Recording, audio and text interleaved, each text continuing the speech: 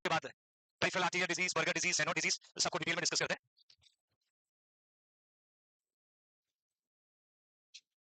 Cardiomyopathy. Actually cardiomyopathy जो है, there is a cardiac muscle disorder, that is a cardiac muscle disorder. एक जरा आपको नीचे जाके मार्क करना स्टूडियो से, अच्छा वाला मार्कर लेके आओ. Cardiac muscle disorder, even we can say is a chronic disease. Is a chronic disease in which stiffness of cardiac muscle. Cardiac muscle. Can you tell me cardiac muscle जो होता है heart के कौन से layer में present होती है? Pericardium, myocardium, endocardium. Myocardium. Everybody know myocardium consists of cardiac muscle और cardiac muscle play the important role for contraction और relaxation of the heart. Heart को कॉन्ट्रैक्ट और रिलैक्स करने में मेजर रोल प्ले करता है. और यदि कार्डियक मसल स्टिफ हो गई तो heart is able to squeeze but does not relax. Heart contract तो होगा, ब्लड फ्लो भी जाएगा, बट वापस रिलैक्स नहीं होगा, और रिलैक्स नहीं होगा तो ब्लड रिफिल नहीं होगा. ब्लड क्या नहीं होगा? तो कार्डिक आउटपुट क्या होगा? डिक्रीज. कार्डिक आउटपुट क्या होगा? डिक्रीज. तो कार्डियोमायोपैथी देखा जाए तो mainly responsible to decrease cardiac output, और कार्डिक आउटपुट डिक्रीज होता है उसको हार्ट फेलियर कहते हैं. क्या कहते हैं? तो हार्ट फेलियर का कॉज हो सकता है. यस, हार्ट फेलियर का कॉज हो सकता है. तो cardiomyopathy is a chronic disease in which stiffness of the cardiac muscle, in which stiffness of the cardiac muscles resulting can cause decreased cardiac output. Exactly जो cardiomyopathy है इसका still treatment जो है नहीं है, मतलब इसको पूरी तरीके से ठीक करने का ट्रीटमेंट नहीं है. तो जब पूरी तरीके से ट्रीट करने का ट्रीटमेंट नहीं होता है उस डिजीज को ट्रीट करने के लिए पैलेटिव केयर. कौन सा क्या देते हैं? आपने सुना palliative care? That is a palliative care. और पैलेटिव केयर को हम लोग हॉस्पाइस केयर बोल सकते हैं. क्या बोल सकते हैं? हॉस्पाइस केयर बोल सकते हैं, या फिर सिम्टोमेटिक ट्रीटमेंट. क्या बोलते हैं? सिम्टोमेटिक ट्रीटमेंट भी बोल सकते हैं. सिम्टोमेटिक ट्रीटमेंट, या हम बोल सकते हैं end stage of life care. End stage of life care. Exactly palliative care, hospice care, symptomatic treatment या end stage of life care जो है मैलिग्नेंट कैंसर वाले पेशेंट को देते हैं. किसको देते हैं? जो ट्रीट नहीं होता है. एचआईवी एड्स वाले पेशेंट को देते हैं जो ट्रीट नहीं होता है. ये केयर सिर्फ डिजीज के सिम्टम को ठीक करता है और पेशेंट का सर्वाइवल जो है वो बढ़ जाता है, सर्वाइवल रेट बढ़ जाता है, सर्वाइवल ड्यूरेशन बढ़ जाता है, बट पेशेंट पूरी तरीके से ठीक नहीं होता है. ठीक उसी तरीके से कार्डियोमायोपैथी का ट्रीटमेंट मॉडलिटीज यदि हम कहें तो ड्रग कोई स्पेसिफिक नहीं है. हाँ, बीटा ब्लॉकर हम यूज करते हैं बट कोई स्पेसिफिक ड्रग नहीं है. यदि इसको ट्रीट करना ही है तो इसका ट्रीटमेंट मॉडलिटी होगा हार्ट ट्रांसप्लांटेशन. क्या होगा? Heart transplantation. Heart transplantation. और जब हार्ट को ट्रांसप्लांट करोगे तो कार्डिक मसल का तो ट्रांसप्लांटेशन ऑटोमेटिक हो जाएगा, और कार्डिक मसल ट्रांसप्लांट हो जाएगी तो हार्ट इफेक्टिव काम करने लग जाएगा. तो प्रीवियस क्लास में मैंने स्टार्ट किया था, उसको थोड़ा रिवाइज कर रहा हूं, फिर मैं क्लिनिकल मैनिफेस्टेशन से आज आगे कैरी करूंगा. कई सारे बच्चे जो रिसेंटली ज्वाइन किया होगा तो आपको बता दूं बच्चों, कार्डियोमायोपैथी किसका डिसऑर्डर है? Cardiac muscle. किसका डिसऑर्डर है? Cardiac muscle. जिसमें कार्डिक मसल क्या हो जाता है और स्टिफ होने की वजह से पेशेंट का कार्डिक आउटपुट क्या होगा? डिक्रीज हो जाएगा. इस कार्डियोमायोपैथी के ट्रीटमेंट मॉडलिटीज में हम जाते हैं तो एग्जैक्ट अभी तक कोई ट्रीटमेंट नहीं है तो हम कौन सा केयर देते हैं? ऑपरेटिव केयर को किस नाम से प्रोनाउंस करते हैं? हॉस्पाइस या एंड स्टेज ऑफ लाइफ. और फाइनली यदि ट्रीट करना ही है तो एक ऑप्शन है जिसको हम कहते हैं हार्ट ट्रांसप्लांटेशन. क्या कहते हैं? Even we can say definitive treatment. Heart transplantation को क्या कह सकते हैं? डेफिनेटिव. आगे बताऊंगा आपको डिटेल में. Okay fine. अब ये जो कार्डियोमायोपैथी मेनली 3 टाइप्स की होती है. ये जो कार्डियोमायोपैथी हमने पढ़ा मेनली कितने टाइप्स की होती है? 3 टाइप्स की. शॉर्टली एक बार रिव्यू कर लेते हैं कौन कौन से 3 टाइप्स होते हैं. या सबसे पहले डायलेटेड कार्डियोमायोपैथी. Dilated cardiomyopathy. आपने मेडिसिन की कार्डियो की क्लास मिस की बच्चों? यस और नो? नहीं किया है ना? अभी अपन इसको सिस्टम को कंटिन्यू फिनिश करेंगे बिना एनी ब्रेक और फिर नया सिस्टम स्टार्ट करेंगे. अभी काफी पढ़ लिया बाकी सब्जेक्ट को आप, है ना? तो इसको थोड़ा कैरी करते हैं. डायलेटेड कार्डियोमायोपैथी जो है एक तो मोस्ट कॉमन टाइप है. क्या है बच्चों? मोस्ट कॉमन टाइप है. मोस्ट कॉमन टाइप है. तीनों टाइप में एग्जाम में पूछते हैं कि which is the most common type of cardiomyopathy, तो आपको आंसर क्या लगेगा? डायलेटेड. दूसरा डायलेटेड जो है associated with child birth. Associated with child birth. That means जब बच्चे का बर्थ होता है तो उस समय यदि बच्चे को कार्डियोमायोपैथी है तो कौन सा होगा? डायलेटेड. कौन सा होगा? ये तो डायलेटेड कार्डियोमायोपैथी है या तो लास्ट ट्राइमेस्टर में डेवलप होगा. लास्ट ट्राइमेस्टर का मतलब थर्ड ट्राइमेस्टर. कौन सा? या बच्चे का जब बर्थ हो जाएगा, बर्थ होने के अगले फ्यू डेज में, फ्यू मंथ में डेवलप होता है तो दैट इज डायलेटेड कार्डियो. आगे समझ में? दूसरा डायलेटेड कार्डियोमायोपैथी क्या करता है? डिक्रीज करेगा. क्या डिक्रीज करेगा? Cardiac output. क्या डिक्रीज करेगा? तो तीनों टाइप्स में मोस्ट कॉमन डायलेटेड, और डायलेटेड बाई बर्थ होगा. बर्थ के बाद में भी इनिशियल पीरियड में डेवलप हो सकता है और मोस्ट कॉमन टाइप है. और इसमें क्या डिक्रीज होता है? Cardiac output. क्या डिक्रीज होता है? Okay fine. एक हम पढ़ते हैं बच्चों हाइपरटॉपिक. हाइपरटॉपिक कार्डियोमायोपैथी. कार्डियोमायोपैथी. यदि आप YouTube पे क्लास अटेंड किया होगा तो मैंने रिसेंटली क्वेश्चन पूछा था यहाँ पर. It is a genetic types of cardiomyopathy. इसको बोलते हैं ड्यू टू जेनेटिक म्यूटेशन. मतलब मदर या फादर किसी को है तो आने वाली जनरेशन को हो सकता है, जिसका नाम है हाइपरटॉपिक कार्डियोमायोपैथी. अब हाइपरटॉपिक कार्डियोमायोपैथी के दो कैरेक्टरिस्टिक मैंने आपको बताया था. एक तो था इन्वॉल्व वेंट्रिकुलर वेंट्रिकुलर सेप्टम. कितना इन्वॉल्व होता है बच्चों? Ventricular septum.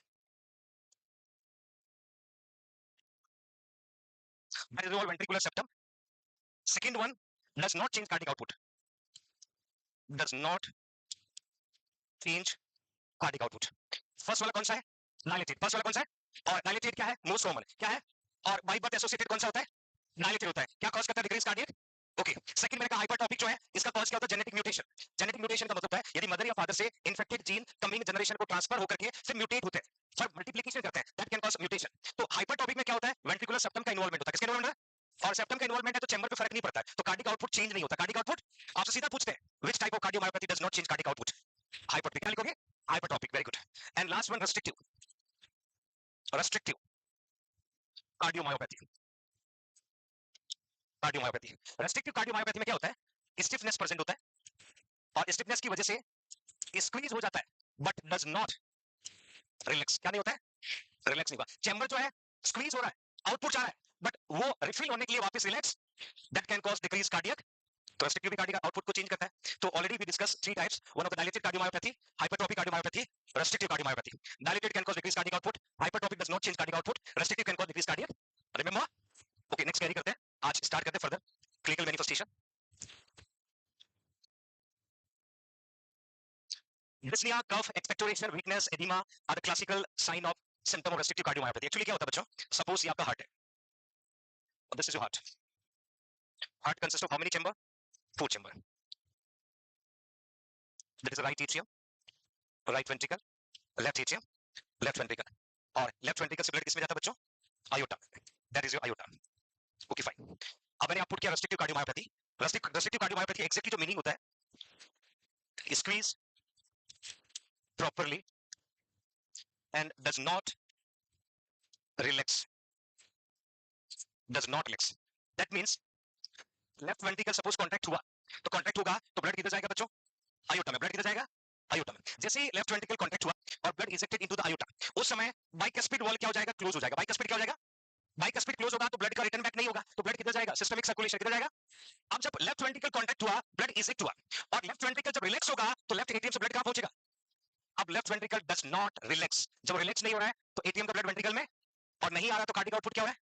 कार्डिक आउटपुट क्या हो रहा है? डिक्रीज हो रहा है। जब कार्डिक आउटपुट डिक्रीज हो रहा है, ब्लड इसमें नहीं आ रहा है, तो लेफ्ट एटीएम से ब्लड किधर जाएगा बच्चों? पल्मोनरी। और पल्मोनरी वेन से ब्लड किधर जाएगा?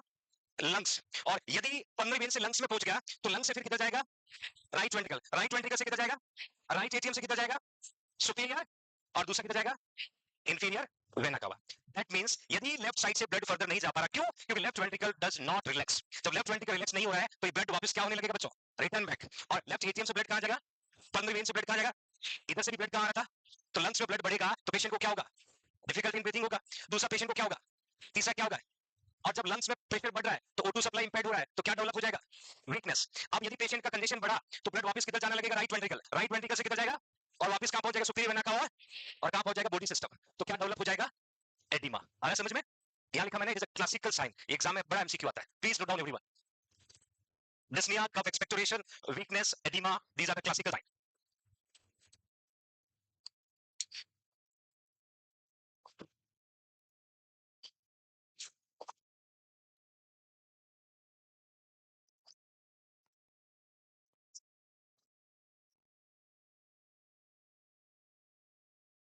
इसको ना इंपॉर्टेंट मेंशन करना बेटा,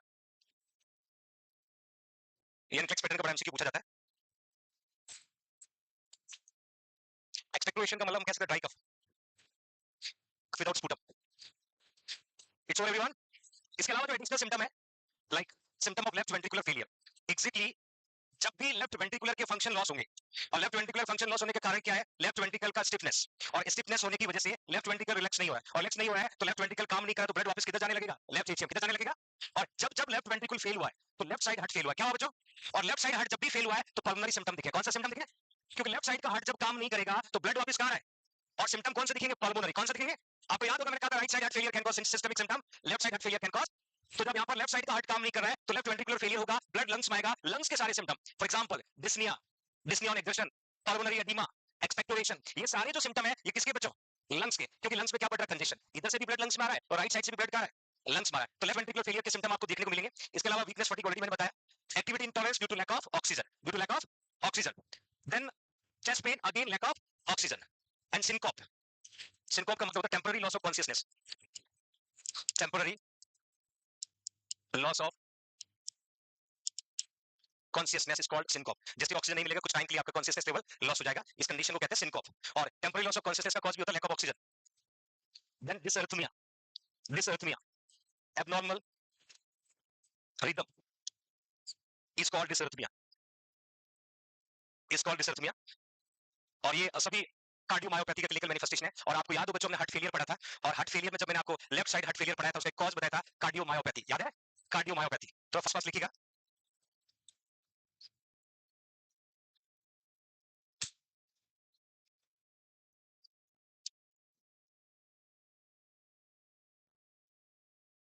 तो mainly cardiomyopathy responsible can decrease cardiac output, और कार्डियक आउटपुट डिक्रीज मतलब हार्ट फेलियर हो रहा है। और हार्ट फेलियर में मोस्ट कॉमन आप सबको पता है लेफ्ट साइड हार्ट फेलियर होता है। कौन सा होता है? और लेफ्ट साइड जब हार्ट फेलियर होता है तो पल्मोनरी सिम्पटम दिखता है, और जब लेफ्ट साइड फेल होगा तो राइट साइड वाला भी फेल हो सकता है। राइट साइड का प्राइमरी कॉज कौन है? Left side heart failure. लिख लिया सभी ने? Okay fine. Now investigation how can diagnose. तो इन्वेस्टिगेशन में जो कॉमन चीजें हैं, फिजिकल एग्जामिनेशन, और फिजिकल एग्जामिनेशन में क्लिनिकल फीचर आपको देखने को मिलेगा, especially pulmonary symptom like dyspnea, like expectoration, cough, family history. और फैमिली हिस्ट्री में हाइपरटॉपिक कार्डियोमायोपैथी। अभी मैंने कहा था हाइपरट्रॉपी का कॉज क्या है? Genetic factor. और मदर या फादर में यदि ऑलरेडी कार्डियोमायोपैथी है तो आपको कौन सा हो सकता है? हाइपरट्रॉपी। कौन सा हो सकता है? हाइपरट्रॉपी। ये किसमें पता चलेगा?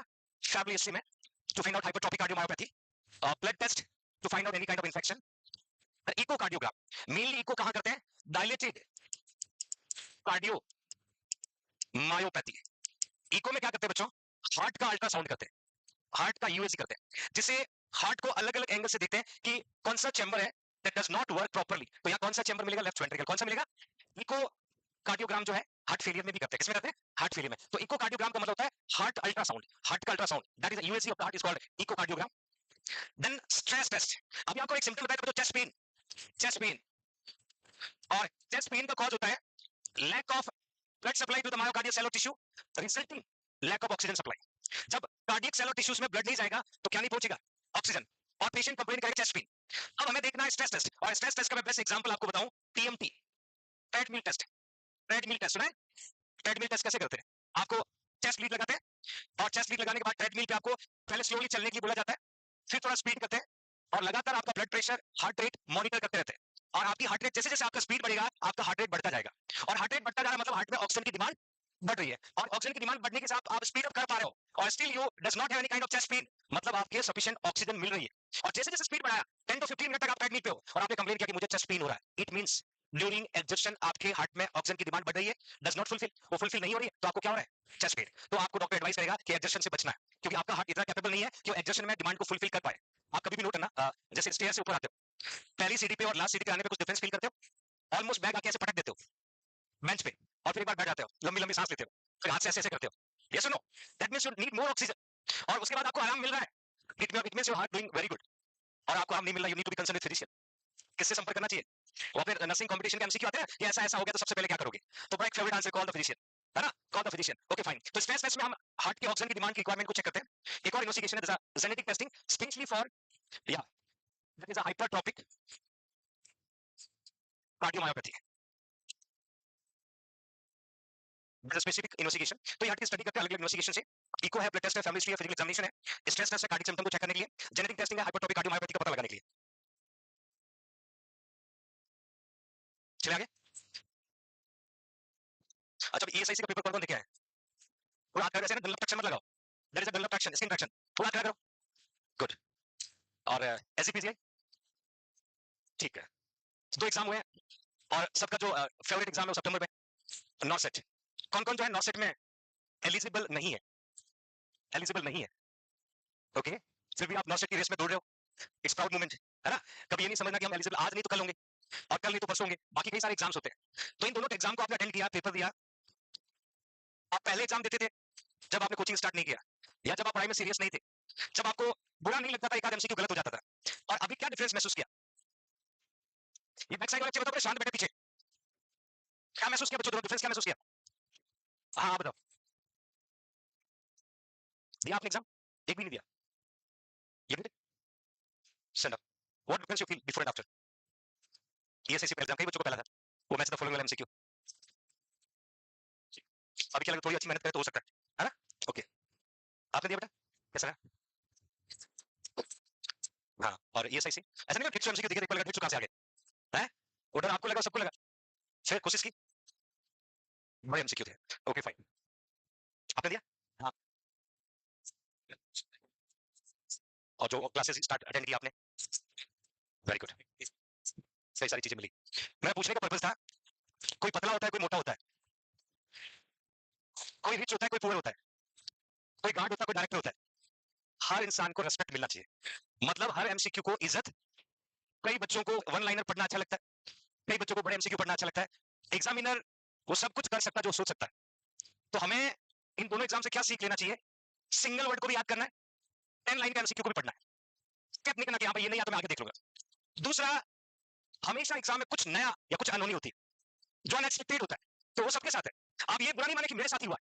ये सही जैसे देखा आपने कि 150 क्वेश्चन, तो एक बार तो गुस्सा आया, कर क्या सकते हैं, कुछ कर सकते थे। तो खुद को कहना, ये जो मेरे साथ हुआ सबके साथ हुआ है, मैं अपना बेस्ट करूं। फिर एसजीपीसी ने बड़ी अच्छी मजाक कर ली, पीएच पूछ रहा, पीएच की भी वैल्यू है ना, हो सकता है एक आध बच्चा उसमें भी गलत करके आया होगा। तो सिंगल लाइन वाले भी इतने इंपॉर्टेंट है। तो जब भी आप स्टडी करें, जहां जहां लगा एमसीक्यू बन रहा है, हर एक एमसीक्यू को रिकॉल करने की कोशिश करना है, और बहुत सही तरीका है। ट्यूसडे का टेस्ट आपको वन लाइनर, टू लाइनर में मदद करता है। अगले ट्यूसडे का टेस्ट में अभी से कह रहा हूं, मैं पूरी कोशिश करूंगा कि ईएसआई वाली फीलिंग भी दिलाए। अभी मैंने सुभाष सर को रिक्वेस्ट किया था, सर ने काफी कोशिश की, फिर आशीष सर ने काफी कोशिश की, हम भी और कोशिश करेंगे। तो हम उस पैटर्न के एमसीक्यू को सॉल्व करने की कोशिश करेंगे, बट थोड़ा सा आपसे मैं उम्मीद करूंगा, फोकस स्टडी करें, हॉनेस्ट स्टडी करें, ज्यादा सलाह नहीं लें। जो बुक्स आपके पास है, जो बुक्स में कंटेंट आपके पास है, वो आप पहले 100% याद करो, फिर मल्टीपल चीजों में जाओ। और यहाँ पर जो भी बच्चा एडमिशन लेने आता है, मैं उसकी हिस्ट्री लेता हूँ, उसको पूछता हूँ कि कौन सा एग्जाम है, कितने अटेम्प्ट दिए, गलतियां कहां हुई। तो कॉमन जो मुझे समरी मिलता है, that summary indicate you prefer multiple task, multiple task never give good result. तो थोड़ा सा यहाँ पर अपने आप को कंट्रोल करें, अपने कंटेंट पर भरोसा रखें, या जो भी बुक्स आपके पास अवेलेबल है उस बुक्स को पूरा पढ़ें, ना कि दूसरी बुक्स को लाके रखते। और अभी अपने पास बहुत कम टाइम है, 2 महीने का टाइम है, 2 महीने से कम का टाइम है, और आप सीरियस नहीं हुए तो फिर नॉट सेट 8 तक जाना पड़ सकता है। And you can decide what you want. Peace of mind रहे, चुगली नहीं करें, बुराई नहीं करें, अनवांटेड वर्डों का यूज ना करें, किसी को भला बुरा ना कहें। फेसबुक, व्हाट्सएप, इंस्टा, यदि आप मुझे टीचर मानते हो अपनी लाइफ में, आज ही डिलीट कर देना। यदि मानते हो, आज ही डिलीट कर देना। और कोई भी बच्चा इंस्टा, फेसबुक, किसी भी मीडिया पे तब तक मत दिखना जब तक कुछ बन ना जाओ। और इस बात को गांठ बांधना, this is only way to divert your mind to spoil your time. वहां से कुछ एमसीक्यू एग्जाम में नहीं आता, बता देता हूं, कोई मल्टीपल ऑप्शन वाला क्वेश्चन नहीं है। सिर्फ जब मन करे घर वालों के फोन को मान लो, और फोन को ऐसे रख दो कि वो बंद ही रहे, वार्डन के नंबर दे रखे घर पे, सिर्फ किताब से प्यार करो, अपने सपने से प्यार करो, और अपने लिए टाइम दो। यही वक्त है खुद पे कुछ खर्च करने का, जो आपको बाद में फ्यूचर में वापस लौटाएगा। और इस बात को गांठ बांधना कि ये सिर्फ क्लास की बात नहीं है, जैसी ब्रेक होता है सबको डिलीट मारो। सिर्फ आपकी लाइफ में आपके मम्मी पापा, आप और आपका सपना, बाकी फिलहाल कोई नहीं चाहिए। ढूंढ लेंगे जब हम कुछ बन जाएंगे। तो बनना चाहोगे तो आदत सुधार लेना और आज ही कर लेना। कल मैं रैंडमली आपके फोन चेक करूंगा क्लास में, ठीक है? Okay fine. अब कार्डियोमायोपैथी को हमने ट्रीट नहीं कर सकते, कुछ ट्रीटमेंट मॉडलिटीज है। You can see everyone, cardiac glycosides. अब हमने देखा कि कार्डियोमायोपैथी में, आवाज नहीं बेटा, कार्डियोमायोपैथी में कार्डिक आउटपुट क्या हो रहा था बच्चों? डिक्रीज हो रहा था। डिक्रीज होने का रीजन क्या था? कॉन्ट्रैक्टिलिटी इंपैक्ट हो रहा है। क्या इंपैक्ट हो रहा है? और कॉन्ट्रैक्टिलिटी को इंप्रूव करने के लिए कौन सा ड्रग काम आता है? That is a drug of choice for heart failure. Yes, तो कार्डिक ग्लाइकोसाइड में डिगॉक्सिन देंगे तो क्या बढ़ाएगी? तो सिर्फ सिम्टोमेटिक ट्रीटमेंट हो रहा है। क्या हो रहा है भाई? कार्डिक आउटपुट डिक्रीज हुआ, हमने डिगॉक्सिन दिया, कार्डिक आउटपुट बढ़ गया, आपके ऑर्गन की डिमांड फुलफिल होने लगी। Okay fine. इसके अलावा सर्कल जो है, एंटी डिसरेथमिक ड्रग, मैंने एक सिम्टम बताया था डिसरेथमिया, उसको ट्रीट करने के लिए अमायोडोन्स देंगे। ये भी सिम्टोमेटिक ट्रीटमेंट, कि हमारे पास कार्डिक आउटपुट डिक्रीज था तो डिगॉक्सिन देके कार्डिक आउटपुट इंक्रीज कर दिया। हमारे पास डिसरेथमिया था तो एंटी डिसरेथमिक ड्रग अमायोडोन देके डिसरेथमिया को ट्रीट कर दिया। बट स्टिल अभी कार्डियोमायोपैथी ट्रीट नहीं हो रहा है, क्योंकि कार्डियोमायोपैथी में हमने कहा था क्या हो रहा है? स्टिफनेस। क्या हो रहा है? स्टिफनेस। इसके अलावा और सिम्टोमेटिक ट्रीटमेंट में जाओगे तो यहाँ लिखा कि do not administer anti dysrhythmic drug with the food because it may affect your absorption. Food के साथ नहीं देना है, हो सकता है तुम लोग एम्प्टी स्टमक दे सकते हैं, जैसे आयरन सप्लीमेंट देते हैं। Please right fast fast, these are the symptomatic treatment.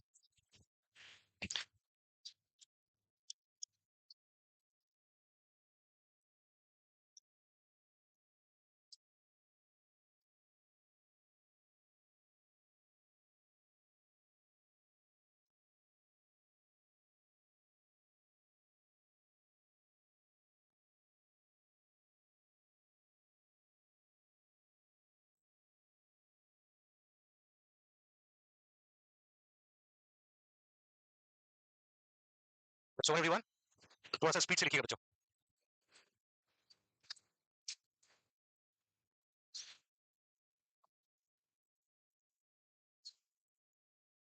हुआ? बैक साइड में बच्चों लिखिए बेटा। यस सर, क्या लग रहा बोलने में? हाँ, drug most widely to use, देखिए एग्जैक्ट ऐसी कोई ड्रग नहीं है, बट जो कॉमनली यूजेबल ड्रग है जो कार्डियोमायोपैथी को बेटर कर सकता है, तो बीटा एड्रेनर्जिक ब्लॉकर, जिसको हम बीटा ब्लॉकर बोल सकते हैं, एटिनोल, तो इंप्रूव मायोकार्डियल फिलिंग और कार्डियक आउटपुट, ये दोनों काम कर रहा है, ब्लड को रिफिल करना भी बढ़ा रहा है और कार्डियक आउटपुट को भी इंक्रीज कर रहा है। आप जब एमआई पढ़ा होगा, और एमआई में एक पढ़ा होगा कैल्शियम चैनल ब्लॉकर, एक पढ़ा होगा बीटा ब्लॉकर। बीटा ब्लॉकर जो है like atenolol, propranolol, that are responsible to dilate your blood vessels, क्या करती है, ब्लड वेसल्स को डायलेट करती है, ब्लड फ्लो बढ़ता है, तो कार्डियक रिफिलिंग बढ़ेगा, और रिफिलिंग बढ़ेगा तो कार्डियक आउटपुट भी इंक्रीज होगा। तो ऐसा यदि पूछा जाए कि most widely usable drug patients for the cardiomyopathy, beta blocker, please write down.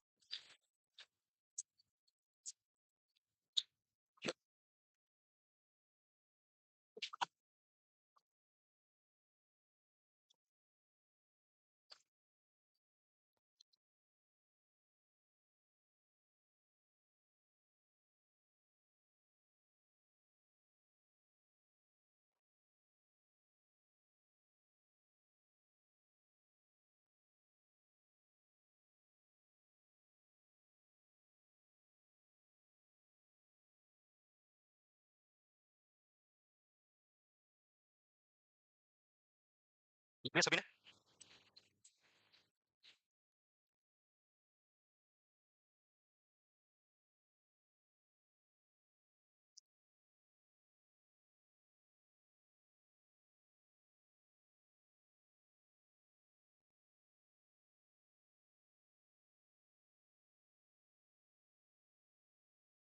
It's over.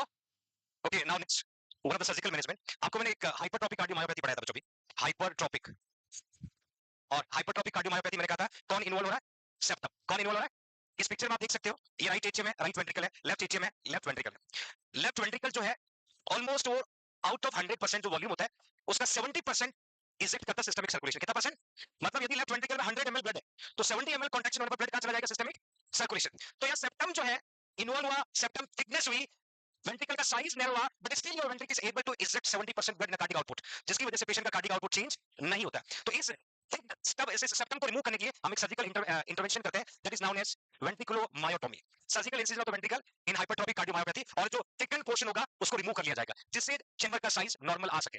तो स्पेशली ये हाइपरट्रॉपिक कार्डियोमायोपैथी का ट्रीटमेंट है। Please write down ventriculomyotomy, one of the surgical incision, put incision on ventricular septum and to remove thickened portion.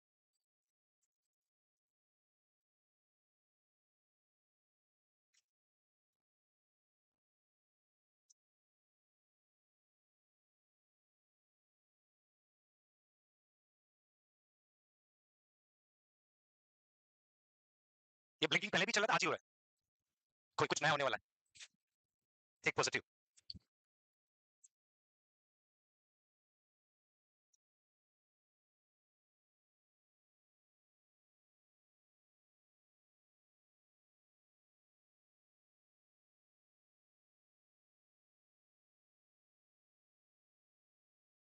Now the next definitive treatment, heart transplantation may be necessary, definitive treatment of cardiomyopathy, definitive।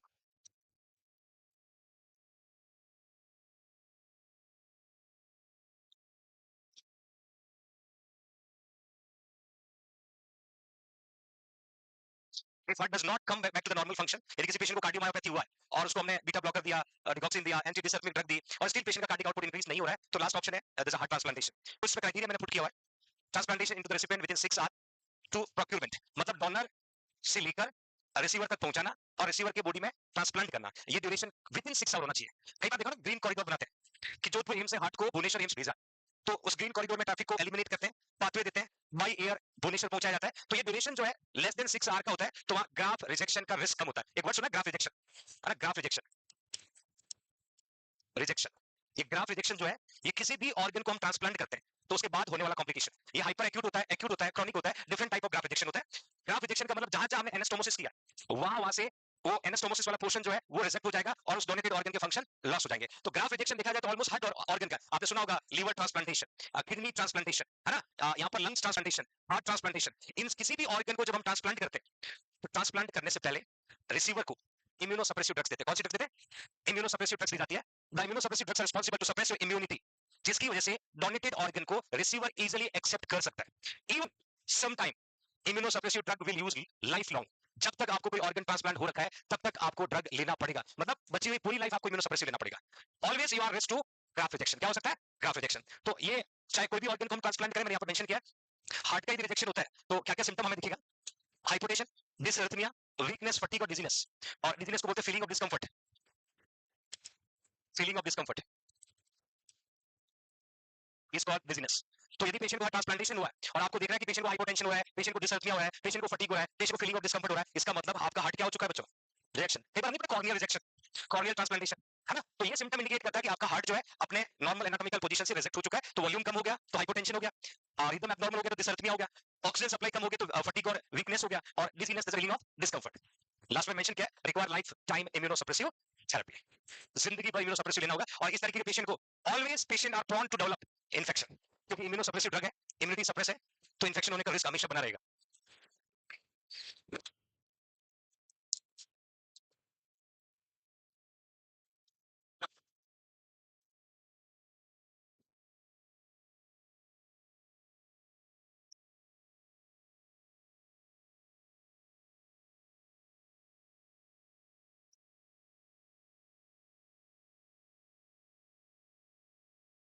Over. So tell me which type of cardiomyopathy does not change your cardiac output? Hypertrophic. Which type? Which is the cardiomyopathy least commonly present? Restrictive. Least commonly मतलब most common? Dilated. Most common कौन सा? And which is the cardiomyopathy associated with the childbirth? Dilated. Very good. Now next we are going to start aneurysm. Aortic aneurysm. Shortly आपको iota के बारे में बता देता हूं ताकि इजीली आप अंडरस्टैंड कर पाए।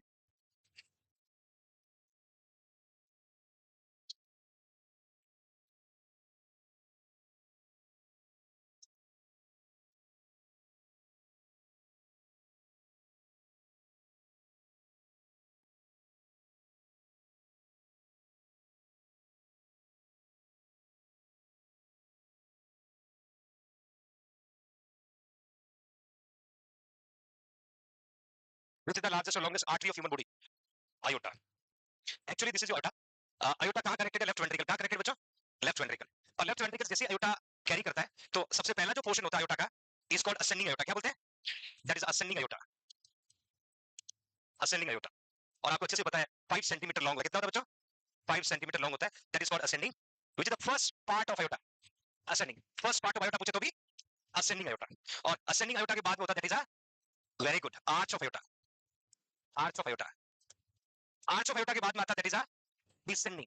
और डिसेंडिंग में मैंने दो पढ़ाया था, थोरेसिक और abdomen. Very good, that is a descending, descending aorta। Then thoracic aorta। Thoracic aorta ये 2 सेंटीमीटर लॉन्ग होता है। कितना होता है बच्चों? Almost which be located between lungs. जो थोरेसिक एरिया होता है वहां पर लोकेटेड होता है थोरेसिक aorta। देन सबसे लॉन्गेस्ट होता है abdominal aorta। Abdominal aorta 11 centimetre long. कितना होता है बच्चों? 11 सेंटीमीटर लॉन्ग। अब ये अयोटा का स्ट्रक्चर, मैंने कहा अयोटा लार्जेस्ट और longest artery of human body कहलाता है, सबसे बड़ी सबसे लंबी आर्टरी होती है, और इसकी फर्दर ब्रांचेस होती है, जिसमें पहली ब्रांच मैंने कहा था असेंडिंग, और असेंडिंग अयोटा आपके हार्ट को ब्लड सप्लाई करता है। किसको करता है? हार्ट को ब्लड सप्लाई करता है। Arch of aorta upper extremities को ब्लड सप्लाई करता है। किसको करता है? Upper extremities, for example brain को ब्लड सप्लाई, फेस को ब्लड सप्लाई, दोनों हाथों को blood supply, these are the upper extremities. और अपर एक्सट्रीमिटीज को कौन कर रहा है? Arch of. फिर ये अयोटा जब डाउन की ओर आ रहा है, डिसेंडिंग मतलब नीचे की ओर, तो पहला पार्ट है थोरेसिक। कौन सा है? अब ये थोरेसिक जो अयोटा है ये दोनों लंग्स के बीच से ट्रेवल करता है। ये जानना इसलिए जरूरी है, जब मैं आपको थोरेसिक अयोटा एन्यूरिज्म पढ़ाऊंगा, थोरेसिक अयोटा एन्यूरिज्म के क्लिनिकल मैनिफेस्टेशन वो कहीं ना कहीं which is belong from the thoracic cavity. कैसे बिलोंग करेंगे?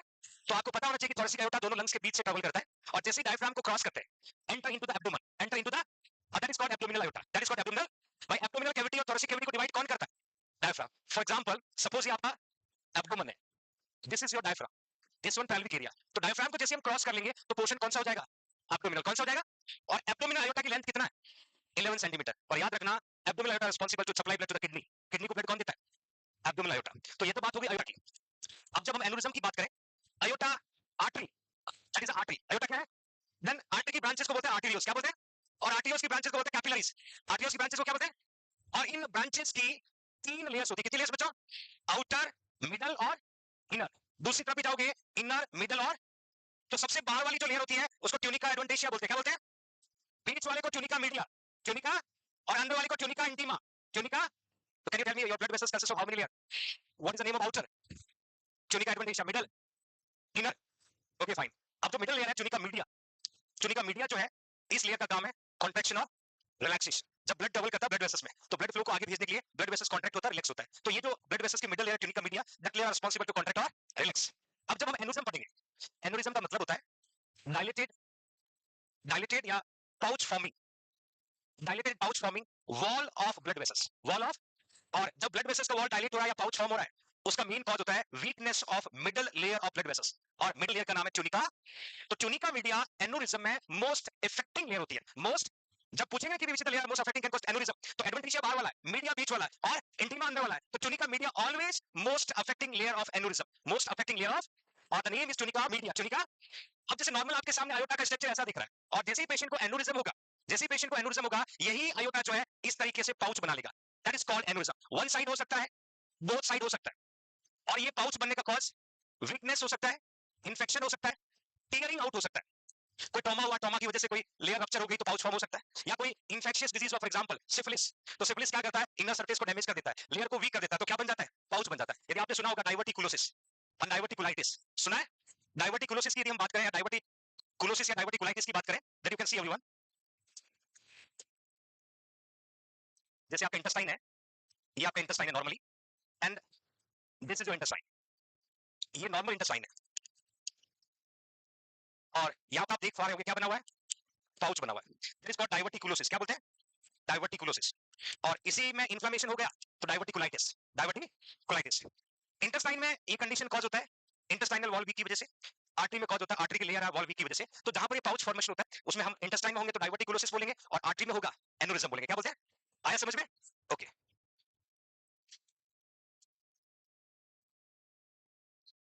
that is aneurysm.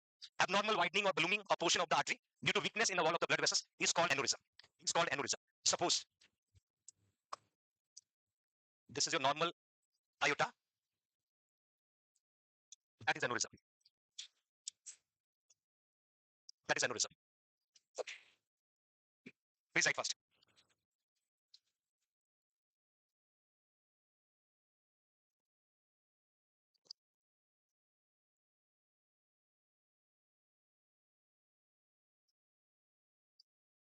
याद रखिए एनोरिज्म मेनली आर्टरी में होता है, नॉट वेन।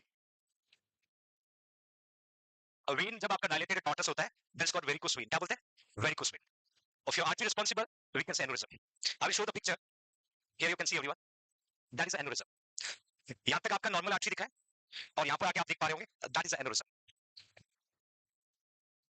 मीनिंग क्लियर सभी को? दो वर्ड याद रखना, वाइडनिंग एंड ब्लूमिंग, दोनों याद नहीं रहे तो लिखना पाउच फॉर्मिंग। क्या लिखोगे, पाउच फॉर्मिंग। और कॉज है weakness in the wall of the blood vessels. अब आता है कि साइट ऑफ वीकनेस, जैसे मैंने जिक्र किया था कि एक तरफ हो सकता है, दोनों तरफ हो सकता है ना, और भी कई सारे कंट्रीब्यूटिंग फैक्टर है। सबसे पहले का saccular aneurysm, that is a spherical shape. Can you tell me what is the normal shape of eyeball? Normal shape of eyeball, spherical shape. Eyeball का शेप कैसा होता है, ऐसा होता है आईबॉल, देखिए, this is your eyeball, that kind of shape we can say spherical shape. तो एक वर्ड लिखा मैंने, saccular aneurysm, in that 5 to 20 centimetre pouch like projection one side of the artery. क्या होगा, सपोज ये आर्टरी है, that you can see, that is a saccular aneurysm. इसका meaning exam में पूछा जाता है, one side, two side. Saccular word use करेंगे जब एक साइड में पाउच फॉर्म होगा और ये लगभग 5 to 20 सेंटीमीटर का साइज होगा, that is called secular aneurysm.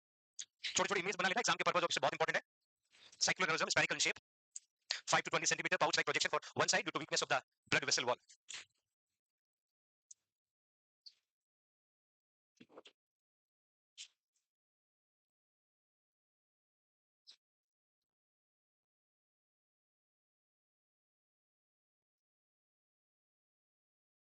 ये ट्रिपल सी वाला फॉर्म किस किस ने भर रखा बेटा? ओके, उसका एग्जाम की डेट आ गई, कल सुबह आपकी क्लास लगा दे, है ना। मुझे आज का रिक्वेस्ट किया था बट आज पॉसिबल नहीं हुआ। कल सुबह 9 बजे से 12 बजे तक, ठीक है, ताकि आप सब पास हो जाओ, है ना। ओके, ये कंफर्म है, और मैं नोटिस आपके ग्रुप पे डलवा दूंगा। एक बार और बात कर लेता हूँ, क्योंकि 3 घंटे की क्लास में एग्जाम पास होता है, और क्या चाहिए, है ना। एटलीस्ट हमें कोई मेरिट तो बनानी नहीं है, सर्टिफिकेट मिल जाए, और जीएमसीएच का एग्जाम हम क्लियर कर ले, ठीक है। कल लगभग 100% कंफर्म है, और मैं इवनिंग से पहले कंफर्म कर दूंगा, ठीक है। हाँ, बजाओ ताली, काफी दिनों से मिस कर रहे थे ना। Okay, next one, fusiform. Fusiform में क्या होता है, एंटायर सर्कमफ्रेंस है, जैसे मैंने लिखा कि spindle shape up to 20 centimeter, entire circumference of this artery wall are dilated, दोनों तरफ like that, that kind of aneurysm is called fusiform. जहां पर राइट और लेफ्ट दोनों साइड में कंप्लीट सर्कमफ्रेंस जो है वो स्पेंडल शेप का हो जाता है, स्पेंडल शेप, और ये साइज होता है up to 20 centimeter, that is called fusiform. Saccular fusiform, दोनों का मीनिंग, सेक्युलर जो है एक तरफ, फुसिफॉर्म दोनों तरफ। इसका साइज याद रखिएगा, अप टू 20 सेंटीमीटर जो है फुसिफॉर्म, 5 to 20 जैसा। सेक्युलर।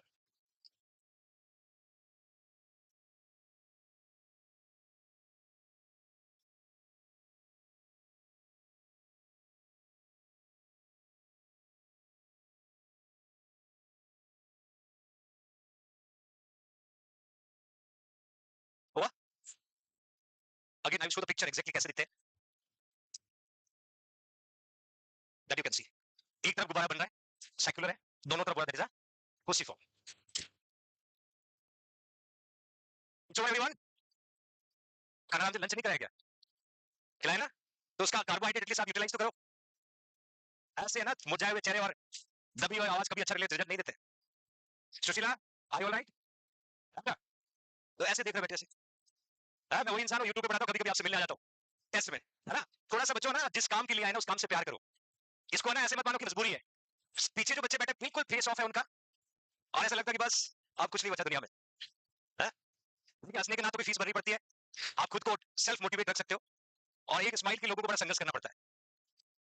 ऐसे बैठे हैं, फिर एक दूसरे तरफ देखेंगे, वैसे ही स्ट्राइक और रखी चारों तरफ। उनसे उम्मीद मत करो, आप पॉजिटिव वाइब्स को स्प्रेड करो, है ना?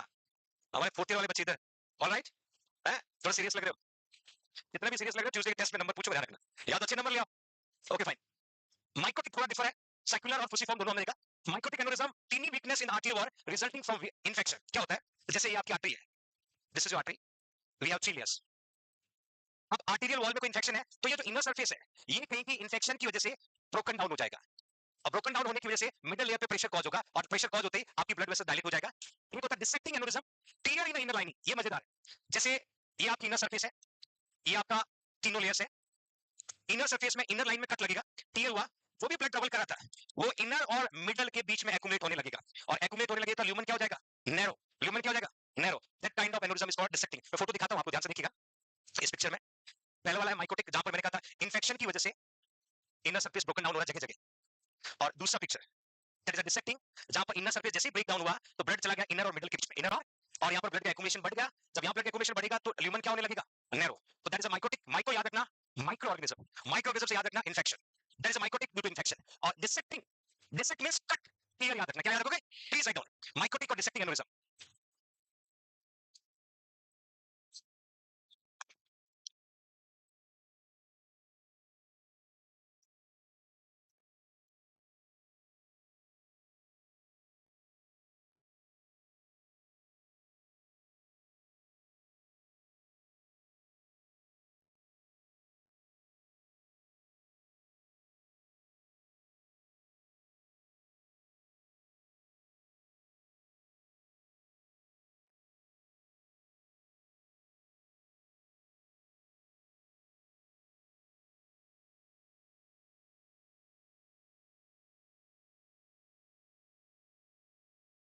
So we have 4 different sites: secular, fusiform, mycotic और dissecting.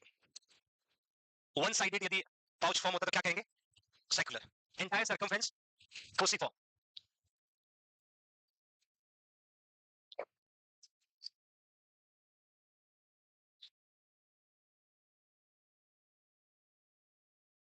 आगे चले बच्चों।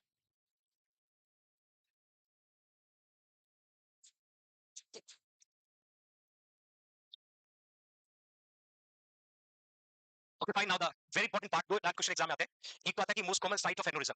आपकी बॉडी में खूब सारी आर्टरीज होती है, but iota most common responsible है। आयोटा में भी हम जाएंगे तो हम एब्डोमिनल आयोटा पढ़ेंगे, बट आयोटा जो है most common site of aneurysm. ये एग्जाम में सीधा वन लाइनर एमसीक्यू पूछा जाता है बच्चों। Most common site to develop aneurysm, that is aorta. और एक बड़ा ट्रेडिशनल एमसीक्यू है, most common affecting layer tunica media. और ये जो है मिडिल लेयर है बच्चों, middle layer of blood vessels, that is a tunica media, consist of muscular tissue, है ना? ये मस्कुलर टिश्यू की बनी होती है, consist of muscular tissue is called tunica media. It's a middle layer and consists of muscular tissue.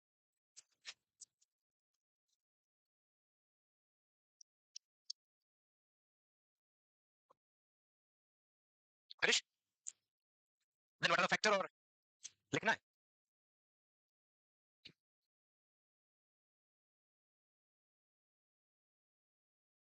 Okay, fine. Congenital weakness of the blood vessels wall.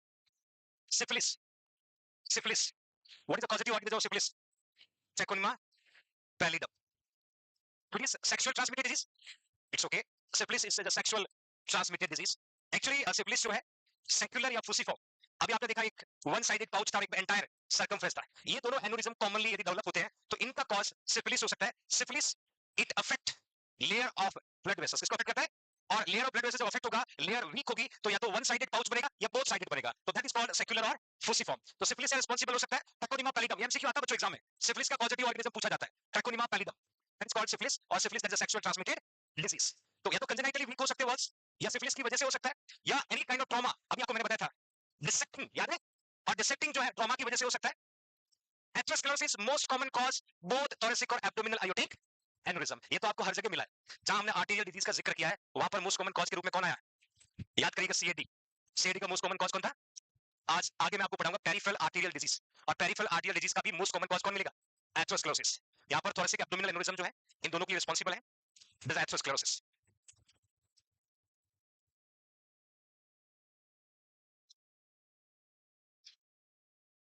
Thoracic में लिखा thoracic aortic aneurysm अगर most in middle age, middle age का मतलब था 40 year.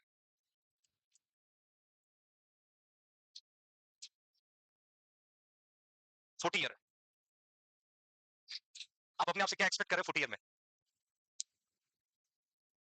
What do expect from yourself, just think about it. सोचो एक minute, एक fraction of second के सोचो, जब मेरी उम्र 40 साल की होगी तो मैं कहां पर होऊंगा या क्या कर रहा हूंगा. ये तो श्योर है नर्सिंग ऑफिसर तो होंगे, कोई सीनियर नर्सिंग ऑफिसर भी हो सकता है, कोई एएनएस भी हो सकता है ना. इसके अलावा टीचर, वेरी गुड. देखिए कई सारे मल्टीपल वर्क होता है आपके पास में, सिर्फ नर्सिंग ऑफिसर बन के नहीं रहना है, जितना नॉलेज लिया ना स्प्रेड करना है, और कई सारे तरीके इस नॉलेज को स्प्रेड करने का, जहां से आप एक रेवेन्यू जनरेट कर सकते हो, जैसे आपकी पॉकेट मनी चल सकती है, आप लगातार पढ़ाई के टच में रह सकते हो, और सैलरी को कंप्लीटली सेफ डिपॉजिट कर सकते हो. क्योंकि 40 ईयर जो है ना, एक वर्ड सुना ठहराव, ठहराव सुना है, मतलब एक सैचुरेशन आता है, मतलब जैसे ऐसा लगता है कि मैंने जिंदगी में अब सब कुछ कर लिया, that is the age of 40 year. But मैं चाहता हूं कि आप उस सैचुरेशन से भी 2 कदम आगे चले. कभी लाइफ में ऐसा फील नहीं करें कि अब मैंने सब कुछ कर लिया. इंसान का संघर्ष कभी खत्म नहीं होता है. अभी घर वाले फ्रेंड्स आपको हॉस्टल फीस कोचिंग फीस दे रहे हैं, वो भी उम्मीद करके बैठे हुए आपसे कब तनख्वाह आएगी और कब पार्टी करेंगे, है? तो आपको 40 ईयर तक एक्सपेक्टेशन होगा कि हम नर्सिंग ऑफिसर या सीनियर नर्सिंग ऑफिसर या एएनएस बन जाएंगे, बट मैं चाहता हूं कि 40 ईयर के बाद फिर एक नया सपना बनाएं, फिर मेहनत करें, फिर लंबा संघर्ष करें, है ना, और फिर अगली टास्क पे जाएं. अभी सिंगल टास्क है नर्सिंग ऑफिसर, फिर अगली टास्क बनाओ, फिर मेहनत करो, फिर टास्क बनाओ, फिर मेहनत करो, और कभी भी पिज्जा खा के बेड पे पड़े मत रहना, ऑनलाइन ऑर्डर करके खा के टीवी के सामने पड़े मत रहना. यदि ऐसा हुआ, you inviting cardinally diabetes, hypertension, different kind of disease. तो 40 साल की उम्र बहुत इंपॉर्टेंट है बच्चों, 13 वाली एज है, और यहाँ पर हम पढ़ रहे हैं कि इस एज में थोरेसिक आयोटिक एनोरिज्म हो सकता है. और थोड़ी एज बढ़ी, 50 से 60 साल के आसपास जाओगे, 90 साल तक, क्या हो सकता है, एब्डोमिनल एनोरिज्म. मेंशन करेगा एब्डोमिनल एनोरिज्म की एज जो है 60 to 90.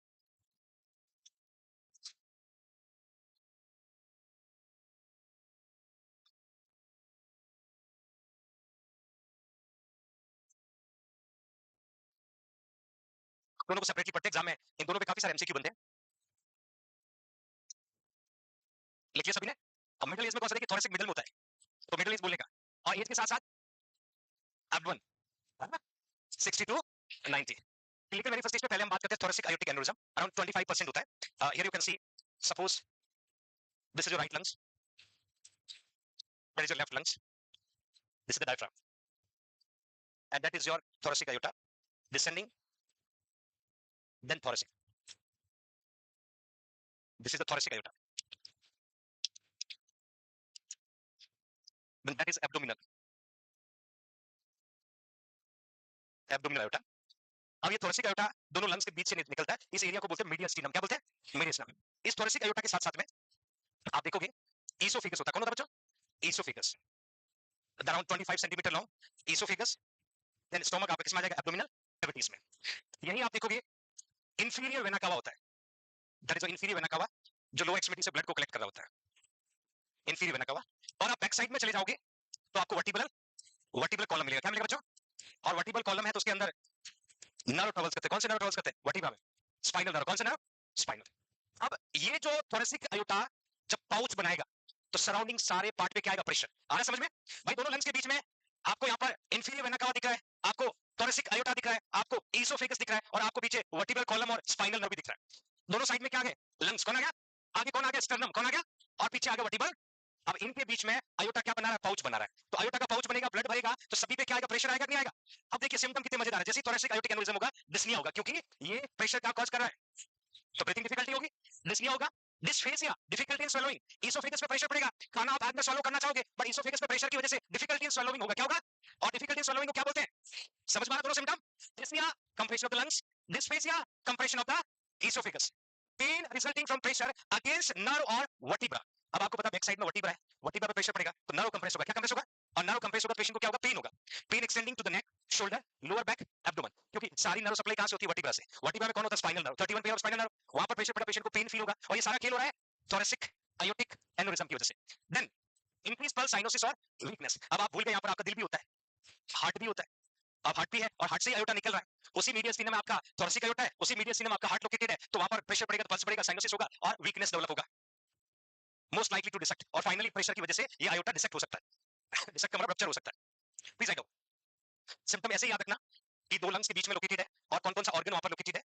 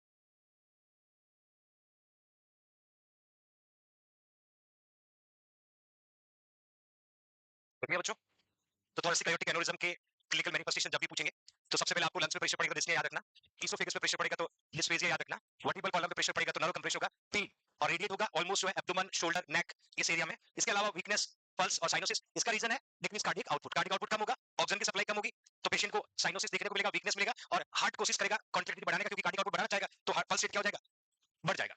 Then next one, abdominal aortic aneurysm around 75% होता है, तो ये मोस्ट कॉमन हम लोग कंसीडर कर सकते हैं।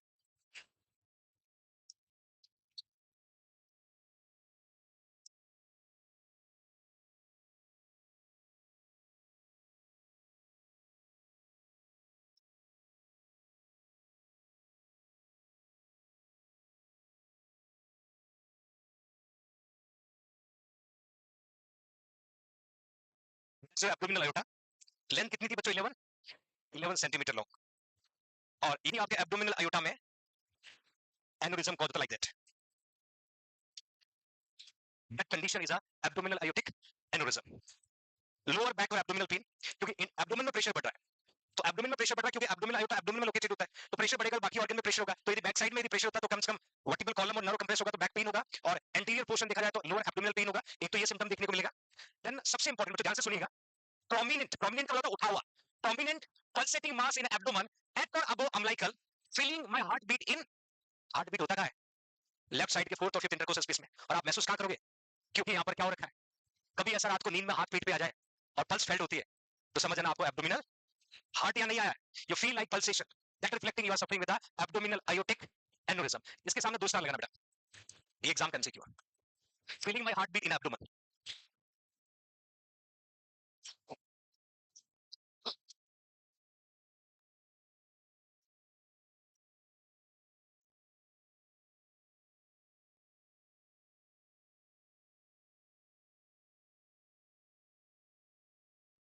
उसको डायग्नोस करने के लिए हम लोग आर्टरी का स्टडी करते हैं, that is called angiography, angiography standard for diagnosis of abdominal aortic aneurysm, angiography study of artery,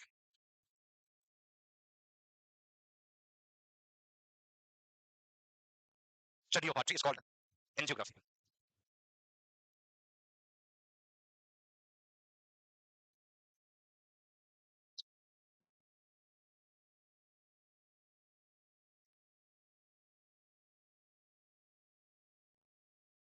I show you picture, you can सी, देख पा रहे हैं, इधर आपका नॉर्मल अयोटा है और that is a aneurysm, that is called abdominal aortic, और that is around 75%, 25% कौन सा था, थोरेसिक, और थोरेसिक मिडिल एज में होता है 40 ईयर में, और एब्डोमिनल होता है 60 टू 90 ईयर में, 60 टू 90 ईयर में. But how to diagnose abdominal ultrasound for abdominal aortic aneurysm? You can do the ultrasonography for abdomen, CT scan and arteriography या angiography. CT scan दोनों के लिए करते हैं, thoracic aortic aneurysm, abdominal aortic aneurysm. There is a CT scan.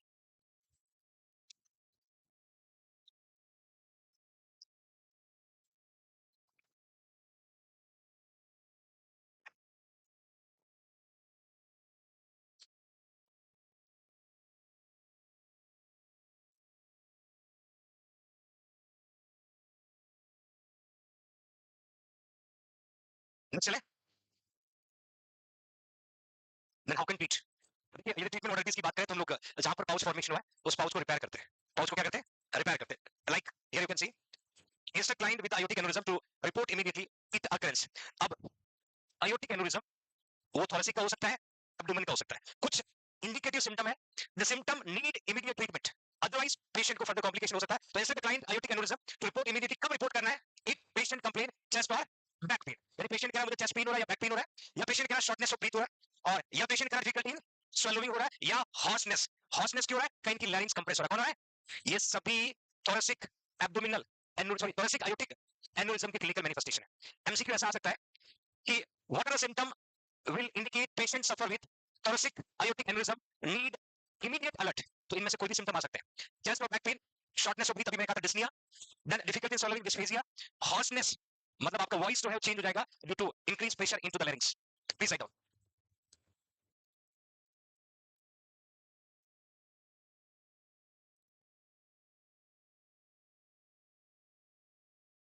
Note करके लिखिएगा.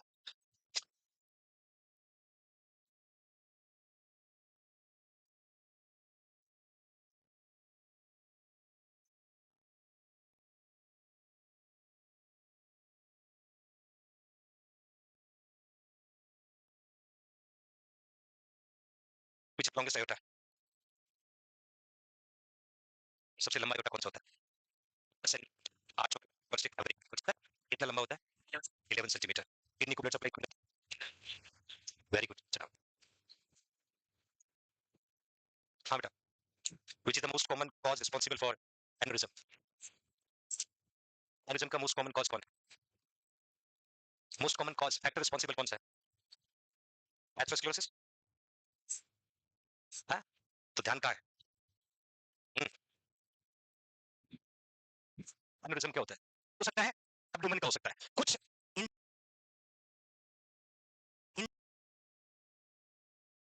indicative symptom है, the symptom need immediate treatment, otherwise patient को further complication हो सकता है, तो ऐसे में client aortic aneurysm to report immediately. कब report करना है, if patient complain chest or back pain, यानी patient कह रहा है मुझे chest pain हो रहा है या back pain हो रहा है, या patient कह रहा है shortness of breath हो रहा है, और या patient कह रहा है difficulty in swallowing हो रहा है, या hoarseness, hoarseness क्यों हो रहा है, कहीं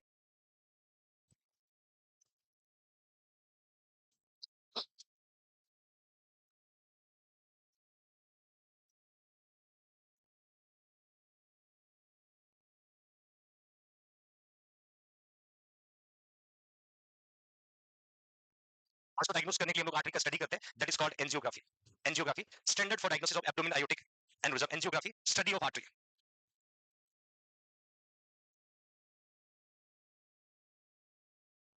Study of artery is called angiography.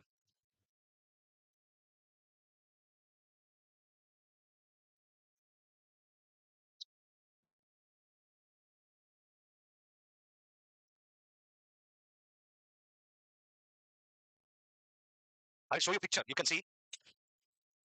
देख पा रहे हैं, इधर आपका नॉर्मल अयोटा है और that is a aneurysm, that is called abdominal aortic, और दैट इज अराउंड 75%, 25% कौन सा था, थोरेसिक, और थोरेसिक मिडिल एज में होता है 40 ईयर में, और एब्डोमिनल होता है 60 टू 90 ईयर में, 60 टू 90 ईयर में.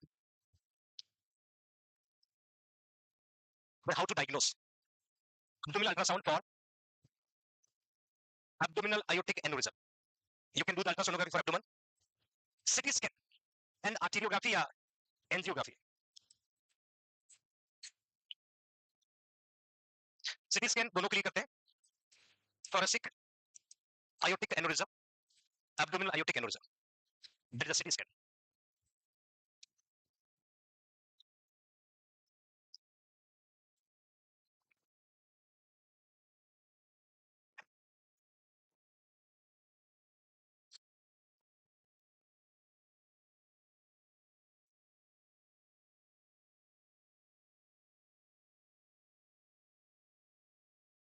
नेक्स्ट चले,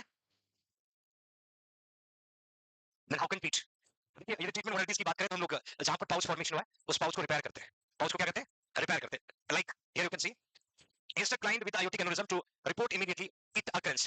अब aortic aneurysm वो thoracic का हो सकता है, abdomen का हो सकता है। कुछ इंडिकेटिव सिम्टम है, the symptom need immediate treatment, otherwise patient को further complication हो सकता है। तो instruct the client aortic aneurysm to report immediately, कब report करना है? if patient complain chest or back pain, यानी patient कह रहा है मुझे chest pain हो रहा है या back pain हो रहा है, या patient कह रहा है shortness of breath हो रहा है, और या patient कह रहा है difficulty in swallowing हो रहा है, या hoarseness, hoarseness क्यों हो रहा है? कहीं की larynx compress हो रहा है, कौन हो रहा है?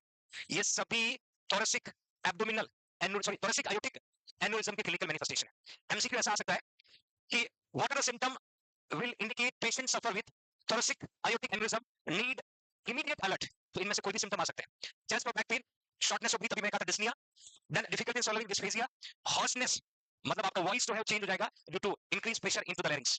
Please write down.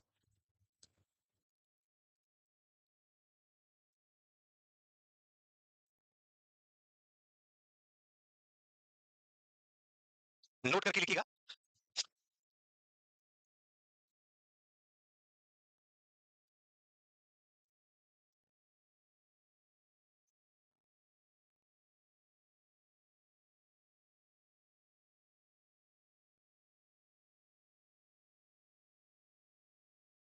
Which longest aorta? सबसे लंबा आयोटा कौन सा होता है? अच्छा, 8 फर्स्ट एवरेज होता है। कितना लंबा होता है? 11 सेंटीमीटर। किडनी को ब्लड सप्लाई करता है। वेरी गुड, चलो। हाँ बेटा, which is the most common cause responsible for aneurysm? Aneurysm का मोस्ट कॉमन कॉज कौन है? Most common cause factor responsible कौन सा है? एथेरोस्क्लेरोसिस? हाँ, तो ध्यान का है। एनेरिज्म क्या होता है? क्या बेटा? एनेरिज्म जो नॉर्मल आर्टरी होती है उसका पाउच फॉर्म होनी। क्यों होता है pouch form? Weakness of the blood vessels wall, है ना? दो टाइप्स का बताया था, एक थोरेसिक आयोटिक एनेरिज्म, एक एब्डोमिनल आयोटिक एनेरिज्म। दोनों में मोस्ट कॉमन कौन सा होता है? एब्डोमिनल। कौन सा होता है? एब्डोमिनल। किडनी को ब्लड कौन देता है? किडनी को ब्लड सप्लाई कौन सा आयोटा? ये फोटो बना के बताया था। सबसे लॉन्गेस्ट आयोटा कौन सा होता है? हैं? ये है ना खोपड़ी, इसमें 1300 ग्राम का ब्रेन कितना है? 1300 ग्राम। उसको अलर्ट मोड पे रखना है। चलो, अब क्या कौन कौन से टॉपिक पढ़ रहे थे आज अपन? क्या क्या पढ़ा? कार्डियोमायोपैथी और aneurysm, which is the most common type of cardiomyopathy? I want to see just you are in a classroom or you are in Australia, New Zealand, Sri Lanka, in somewhere. हैं? हाँ गोवा। हाँ बेटा, most common type of cardiomyopathy तीन बताए थे ना, dilated, हाइपरट्रोपिक, restrictive. Most common कौन सा है? डायलेटेड, है ना? कौन से में कार्डिक आउटपुट चेंज नहीं होता है? हाइपरट्रोपिक, है ना? जगह बनाओ, चलो। ओके, आपके पास बाद में आता हूँ। थेराप्यूटिक इंटरवेंशन, और जितना भी पढ़ रहे हैं ना उसके कल मैं 5 एमसीक्यू बना के लाऊंगा जो किसी बुक में नहीं मिलने वाले, और रैंडमली लकीस्ट पर्सन जो भी होगा उससे पूछूंगा, आंसर देना, तब तो मानूंगा कि आप कोई भी उससे रिलेटेड क्वेश्चन कर सकते हो, स्पेशली एनेरिज्म। ठीक है? अब यहाँ पर सिंपल लगा कि थोरेसिक के सिम्टम कौन से हैं, एब्डोमिनल के कौन से, आप याद नहीं कर लोगे, एमसीक्यू घुमा फिरा के पूछा जाता है और उसको आपको फाइंड आउट करना है। थेरेप्यूटिक इंटरवेंशन में जैसे मैंने कहा था, रिपेयरमेंट करते हैं, resection repayment of aneurysm with vascular graft, endovascular stunt. Aneurysm यदि लार्जर देन 5.5 सेंटीमीटर है तो हमें सर्जरी की जरूरत पड़ेगी, otherwise it is treatable. Note कर लीजिए बच्चा।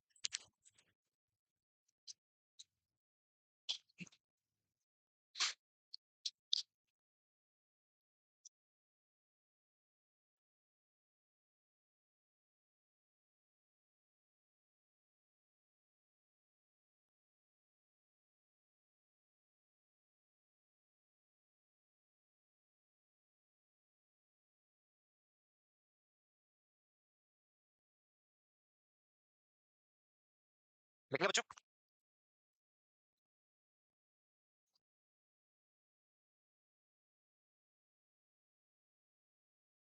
वो तो रोजाना क्लास अटेंड करता है अरे बेटा आज ही आया ये भी नर्सिंग ऑफिसर बनने के लिए तरस रहा है now next peripheral arterial disease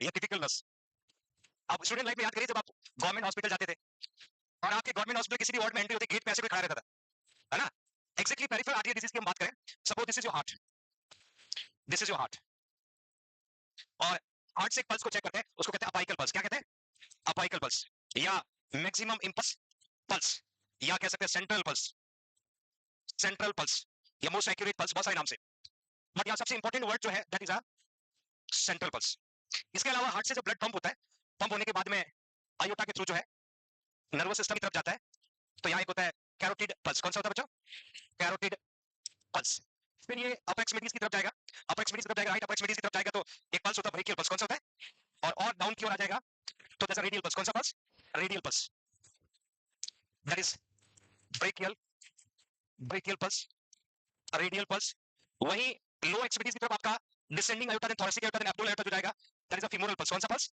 femoral के बाद में popliteal pulse dorsalis pedis posterior tibia ये सारी आर्टरीज है तो हार्ट जब ब्लड को पंप करता है उस समय जो पल्स को फेल्ट करता है दैट इज अपाइकल और सेंट्रल पल्स कौन सा पल्स होता है central pulse are indicating how your heart pump the blood यानी सेंट्रल पल्स एब्सेंट है that means your heart does not work आपका हार्ट काम और सेंट्रल पल्स प्रेजेंट है your heart is able to pump blood to the system circulation आपका heart blood को pump कर रहा है इसके अलावा जितने भी पल्स आपकी बॉडी में like temporal like carotid like brachial radial femoral popliteal dorsalis pedis these all pulse will indicate present of blood supply present of if your carotid pulse is absent मतलब nervous system में blood if your brachial pulse is absent distal hand में blood if your femoral pulse is absent lower extremities में blood तो जितनी भी ये central pulse के अलावा जो पल्स बता रहा हूं these are peripheral pulse कौन सी पल्स और peripheral pulse are responding या indicating present of blood supply present of अब इन पेरिफेरल पल्स तक ब्लड ले जाने का काम पेरिफेरल आर्टरीज करती है कौन करती है और इन पेरिफेरल आर्टरीज में कोई भी डिजीज कॉज होगा that is peripheral arterial disease peripheral अब मैं पेरिफेरल आर्टेरियल डिजीज में मेनली दो डिजीज आपको डिस्कस करने वाला हूं एक पढ़ेंगे रेनॉल्ड डिजीज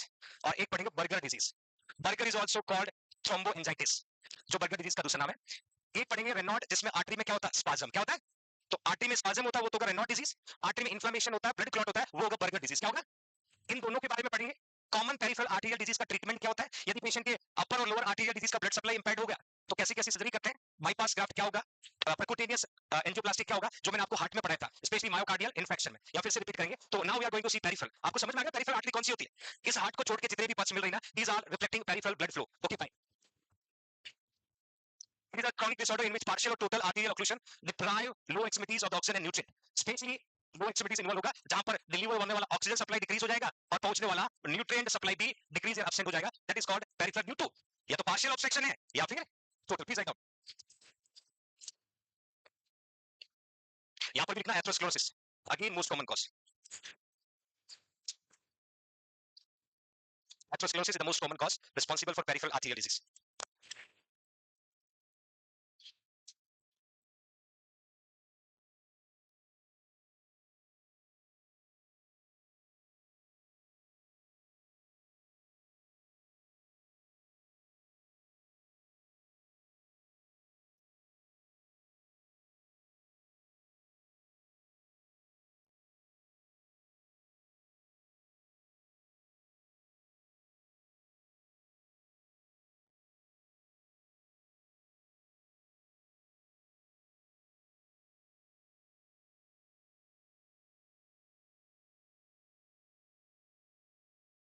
कुछ हुआ इवन आपने नोट किया जहां पर आर्टेरियल डिजीज की बात आती है तो मोस्ट कॉमनली कौन रिस्पांसिबल होता है atherosclerosis okay fine clinical manifestation में सबसे पहले इंटरमिटेंट क्लाउडिकेशन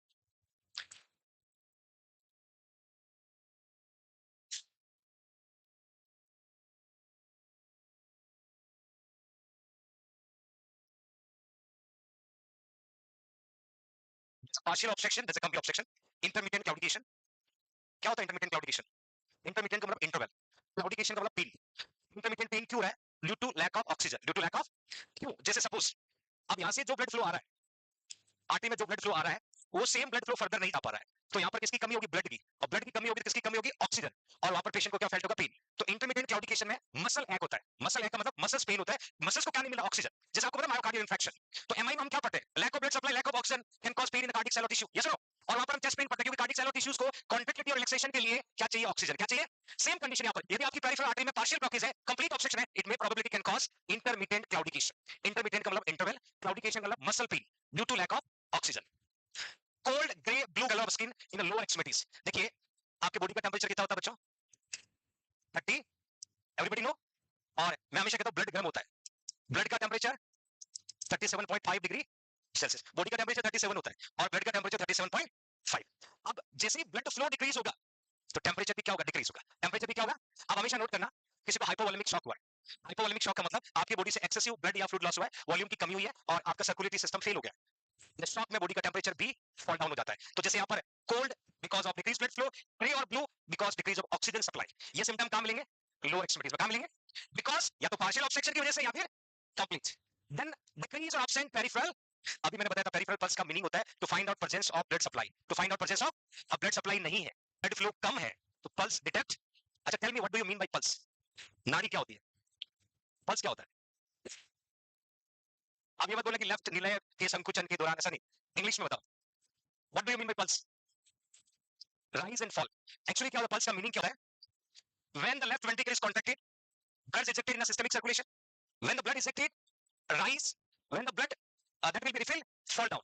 ये एक मूवमेंट होता है, rise and fall down. rise जब होगा तब आप फेल्ट करोगे, fall down होगा absent होगा। नॉर्मल कितना फेल्ट करते हैं? 72। कितना फेल्ट करते हैं? तो जैसे लेफ्ट वेंट्रिकल कॉन्ट्रैक्ट हुआ, ब्लड इजेक्ट हुआ, यू फेल्ट पल्स। जैसे लेफ्ट वेंट्रिकल रिलैक्स हुआ, fall down. Again left ventricle contract हुआ, यू फेल्ट पल्स। तो ये जो मूवमेंट है ये इंडिकेट करता है कि आपका हार्ट प्रॉपर काम करता है और प्रॉपर कार्डिक आउटपुट आपको मिल रहा है। और यहाँ पर मैंने कहा था कि यदि पेशेंट को पल्स absent मिल रहा है, इसका मतलब कंप्लीट ऑब्स्ट्रक्शन है। पल्स यदि आपका क्रीज हो रहा है, इसका मतलब पार्शियल ऑब्स्ट्रक्शन है। तो ये सिम्टम आपको देखने को मिलेगा बच्चों, please write down.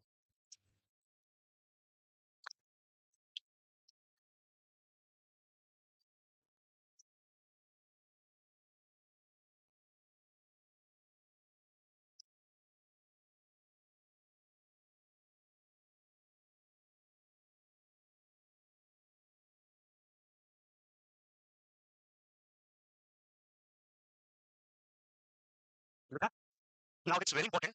Blood pressure measurement in thigh, calf, ankle are lower than the brachial pressure.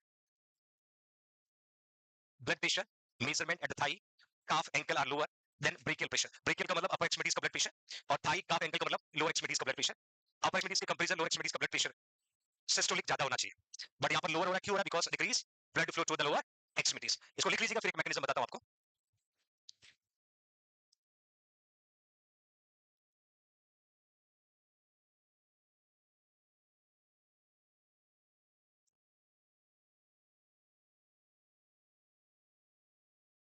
लिख लिया?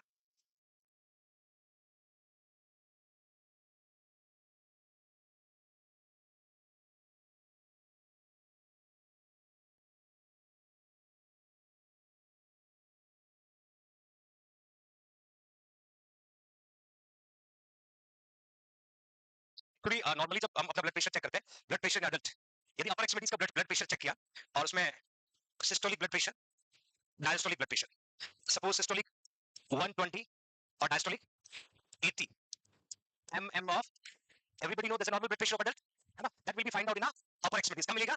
upper extremities। बट यही हम adult का lower extremities का blood pressure चेक करते हैं तो थोड़ा वेरी करता है। Again systolic blood pressure, diastolic blood pressure. Systolic कितना था? 120, ये प्लस कितना हो जाएगा? 22 30। और डायस्टोलिक कितना था? और दैट इज अ नो। समझिएगा, अडल्ट के अंदर जब भी हम ब्लड प्रेशर को चेक करते हैं, अपर और लोअर एक्सट्रीमिटीज के ब्लड प्रेशर में लोअर एक्सट्रीमिटीज का सिस्टोलिक अपर के कंपैरिजन ज्यादा होता है। लोअर एक्सट्रीमिटीज का सिस्टोलिक अपर के कंपैरिजन, और डायस्टोलिक नो चेंज। डायस्टोलिक, अब लोअर एक्सट्रीमिटीज का सिस्टोलिक ज्यादा होने का reason high blood flow in a femoral artery, high blood flow in a femoral. और लोअर एक्सट्रीमिटीज में कहां देखेंगे? Popliteal, just behind the knee. तो ये जो ब्लड प्रेशर का वेरिएशन आपको दिख रहा है, ये किसमें दिख रहा है बच्चों? अडल्ट में। किसमें दिख रहा है? और अडल्ट में कौन सा ब्लड प्रेशर चेंज होता है? कॉम्पिटिटिव एग्जाम में एमसीक्यू आता है, which is the blood pressure will change in adult upper lower extremities, तो लिखना सिस्टोलिक। कितना बड़ा होता है? 22। समझ में लिखवा दो, जस्ट वेट, एक और एमसीक्यू बनेगा यहाँ पर। ये तो डिफरेंशिएट बता रहा हूं सब में अडल्ट का। अभी मैंने जो आपको पेरिफेरल आर्टेरियल डिजीज में सिम्टम दिखाया कि अपर और लोअर में लोअर ब्लड प्रेशर कम होगा, ऐसा लिखा है, because of peripheral arterial disease, because of, it may be partial, it may be complete obstruction. जब ऑब्स्ट्रक्शन होगा ब्लड फ्लो नहीं जाएगा, ब्लड फ्लो नहीं जाएगा तो ब्लड प्रेशर होगा। आया समझ में?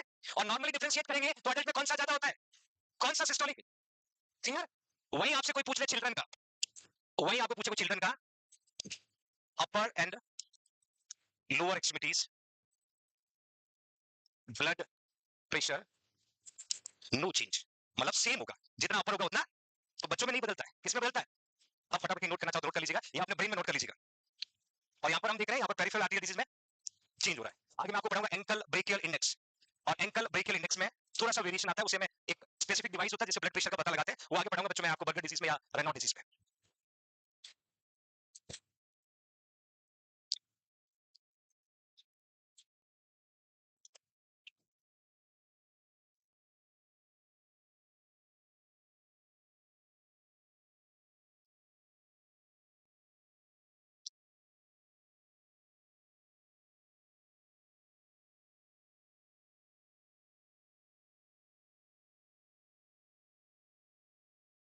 लिखिए बच्चों, ये सुनो, तो मती क्यों मारी जाती है?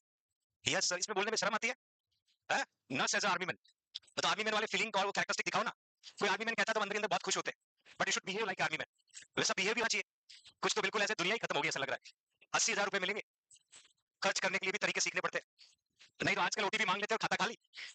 इधर हमने ड्यूटी के 30 दिन लड़ लड़ा के एक भी ऑफ नहीं लिया, और 29 तारीख या 30 तारीख एक जोर से आवाज आई मोबाइल में, वहां लिखा 82,000 डिपॉजिटेड इन योर अकाउंट। 1 घंटे बाद कोई बोला ओटीपी दे दीजिएगा। आजकल ओटीपी ओटीपी बहुत मांगते हैं, है ना? Don't don't try to share with anyone, क्योंकि जब से ये पेटीएम और पता नहीं क्या क्या हुआ ना, तब से लोग सुबह से शाम तक जरिया ढूंढते हैं कि कैसे आज का दिन निकालें, और उसके लिए 2 रुपए कहां से इनकम करें। कोई भी एक्स्ट्रा एडवांटेज वाले ऐप को डाउनलोड नहीं करना है, बहुत ज्यादा हाईटेक भी नहीं होना है ना? मैनुअल जितना हो ना, आज भी बड़े बुजुर्ग हिसाब किसमें लिखते हैं? डायरी में। कंप्यूटर में तो डाटा ही उड़ जाते हैं, तो इसलिए जितना हो सके मैनुअल चलना है, बहुत हाईटेक नहीं होना है। वो 82,000 आपकी जिंदगी में बहुत काम आने वाले, ऐसा लगा ना आने वाले। एक मैसेज आएगा, हम देखेंगे, स्क्रीनशॉट लेंगे, है ना? फिर दोस्त बोलेंगे सच में है क्या? ये हकीकत है, और इस हकीकत को अभी से महसूस करना शुरू करो, उस एनवायरनमेंट को फील करना शुरू करो, माइंड को मेकअप करो कि I am becoming nursing officer, I am going to in AIIMS, I am doing work as a nursing officer in फलाना फलाना ward.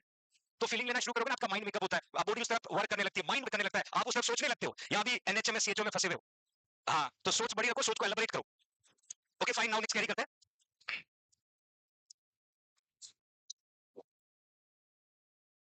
Management of peripheral arterial disease, medical management एक लिखा है स्टेटिन, और 5 स्टार लगाना बच्चों उसके ऊपर, 9 से एमसीक्यू है स्टेटिन। कॉज मैंने आपको बताया एथेरोस्क्लेरोसिस, एथेरोस्क्लेरोसिस, और एथेरोस्क्लेरोसिस का मीनिंग होता है fat lipid deposit in lumen of blood vessels is called atherosclerosis. Means suppose this is your artery, does have 3 layer, और ये जो खाली पोर्शन दिख रहा है that is a lumen, क्या बोलते हैं इसको बच्चों? lumen। आर्टरी के दोनों तरफ 3-3 लेयर दिख रहा है और बीच का खाली पोर्शन है lumen। इस lumen में क्या होता है बच्चों? आरबीसी, डब्ल्यूबीसी, प्लेटलेट, प्लाज्मा, ये सब ट्रैवल करते हैं, these are going to travel। इसी lumen में फैट और लिपिड का डिपोजिशन हो गया, फैट और लिपिड डिपोजिट हो रहा है, it means your cholesterol level going to rise up. क्या बढ़ा हुआ है? Cholesterol. Cholesterol one of the fat substance. यदि आपका कोलेस्ट्रॉल का level normally cholesterol less than 200 होना चाहिए, कोलेस्ट्रॉल जो है लेस देन 200 mg पर, this is a normal level. 200 से कम कोलेस्ट्रॉल आपका होना चाहिए ब्लड में, ये कोलेस्ट्रॉल का नॉर्मल लेवल है। If your cholesterol going to be raises up, cholesterol का सोर्स होता है लिवर, कौन होता है? लिवर से कोलेस्ट्रॉल कहां था? ब्लड में। कहां था? और यदि कोलेस्ट्रॉल का लेवल बढ़ा, the cholesterol travel into the blood, और जाकर के कहां जमा हो जाएगा? अब जो वे था जहां से ब्लड सप्लाई आर्टरी से जा रही थी, वो एरिया नैरो हो गया, और धीरे धीरे वहां से जितने ब्लड को निकलना चाहिए उतना ब्लड फर्दर नहीं जाएगा, तो नहीं जाएगा तो वहां पर कोल्डनेस फेल्ट होगा, पल्स अब्सेंट होगी, वहां का ब्लड प्रेशर कम होगा, क्योंकि वॉल्यूम क्या हो रहा है? कम। वॉल्यूम क्या हो रहा है? तो इस कंडीशन को कहते हैं एथेरोस्क्लेरोसिस। क्या कहते हैं? अब ये एथेरोस्क्लेरोसिस में फैट और लिपिड का जो डिपोजिशन हो रहा है बिकॉज हाई कोलेस्ट्रॉल, बिकॉज, तो हमें कोलेस्ट्रॉल को कम करना है। कोलेस्ट्रॉल को कम करने के लिए एक स्पेसिफिक सब्सटेंस है स्टेटिन। क्या नाम है? इसको हम कोलेस्ट्रॉल लोअरिंग एजेंट भी कहते हैं, कोलेस्ट्रॉल लोअरिंग एजेंट भी कहते हैं स्टेटिन। स्टेटिन क्या करेगा? ध्यान से देखिएगा, आपको ये मैकेनिज्म समझ में आया ना? ये कंडीशन कौन सा है? एथेरो, और एथेरोस्क्लेरोसिस का मतलब क्या था? फैट और lipid deposit into the lumen of the blood vessels. Lumen कौन सा एरिया जैसे RBC, WBC, platelet, plasma travel करता है, वहां पर क्या जमा हो गया? फैट जमा हो गया, तो ल्यूमेन क्या हो गया? नैरो हो गया, जितना ब्लड जाना चाहिए उतना ब्लड नहीं जा रहा है, नहीं जा रहा है, इसका मतलब वहां पर पल्स क्या हो रहा है? एब्सेंट हो रहा है। तो हमें फैट और लिपिड को कम करेंगे तो धीरे धीरे एथेरोस्क्लेरोसिस सबसाइड हो जाएगा। तो हमने ड्रग दिया है जिसका नाम स्टेटिन। स्टेटिन क्या करता है? Replace HMG coenzyme A in the precursor of cholesterol synthesis. ये एचएमजी कोएंजाइम जो ना, ये कोलेस्ट्रॉल बनाने का काम करता है, कोलेस्ट्रॉल को फॉर्म करने का, सिंथेसिस करने का काम करता है। इसको रिप्लेस जैसे ही करेंगे, thereby slowing production of the cholesterol from the, जब कोलेस्ट्रॉल का प्रोडक्शन कम होगा तो कोलेस्ट्रॉल का लेवल क्या हो जाएगा? तो ये स्पेसिफिक ड्रग है, एग्जाम में पूछते हैं which is the cholesterol lowering agent, चार ऑप्शन लिखा होगा तो आपको राइट क्या करना, इसलिए मैंने 5 स्टार लगाया था बच्चों, ये इंपॉर्टेंट एग्जाम आया हुआ एमसीक्यू है। Statin, please write down.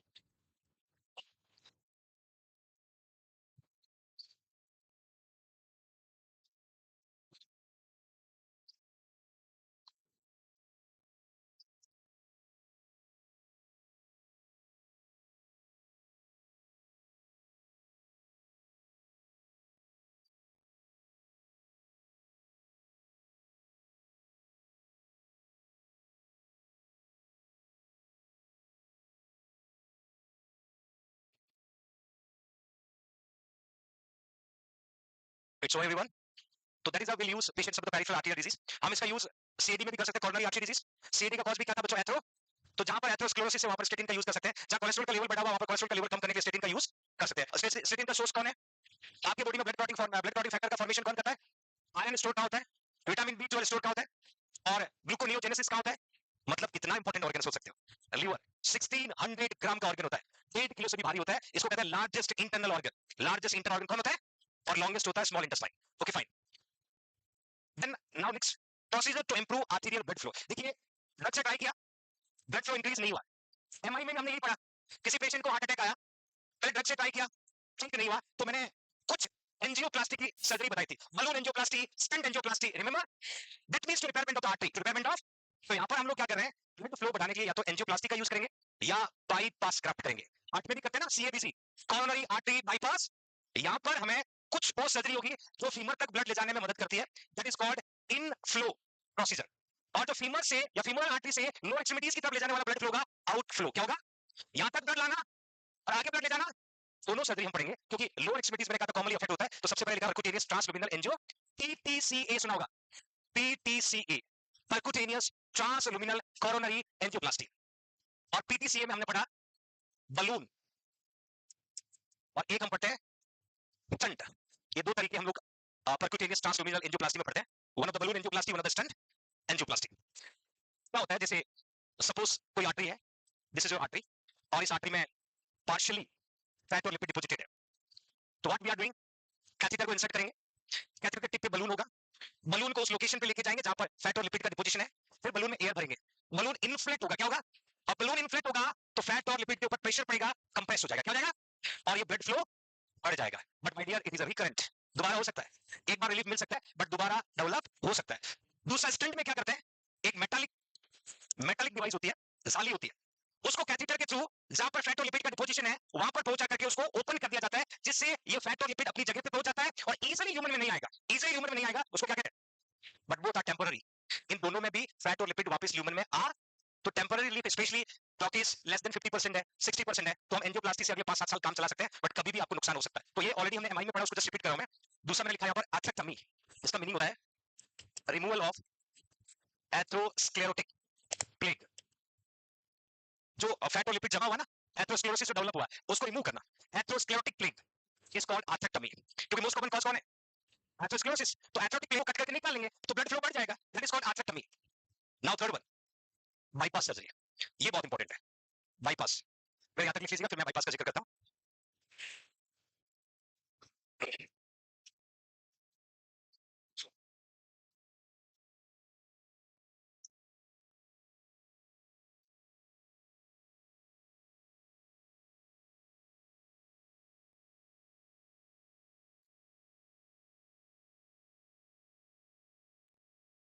लिखा बच्चों? Okay, now next we are going to see bypass. Bypass में सबसे पहले पुट किया है inflow procedure bypass occlusion above the superficial femoral artery. यदि फीमोरल आर्टरी से ऊपर की ओर ऑब्स्ट्रक्शन है तो इन फ्लो बाईपास करेंगे, फीमोरल आर्टरी के बाद ऑब्स्ट्रक्शन है, आउट फ्लो बाईपास। आया समझ में? जैसे कि इमेज बनाता हूं, ध्यान से देखिएगा।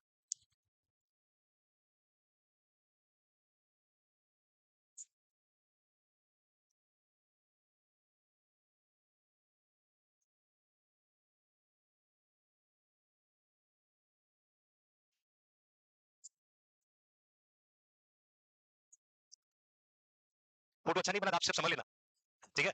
देखिए ये आपका हार्ट है, ठीक है।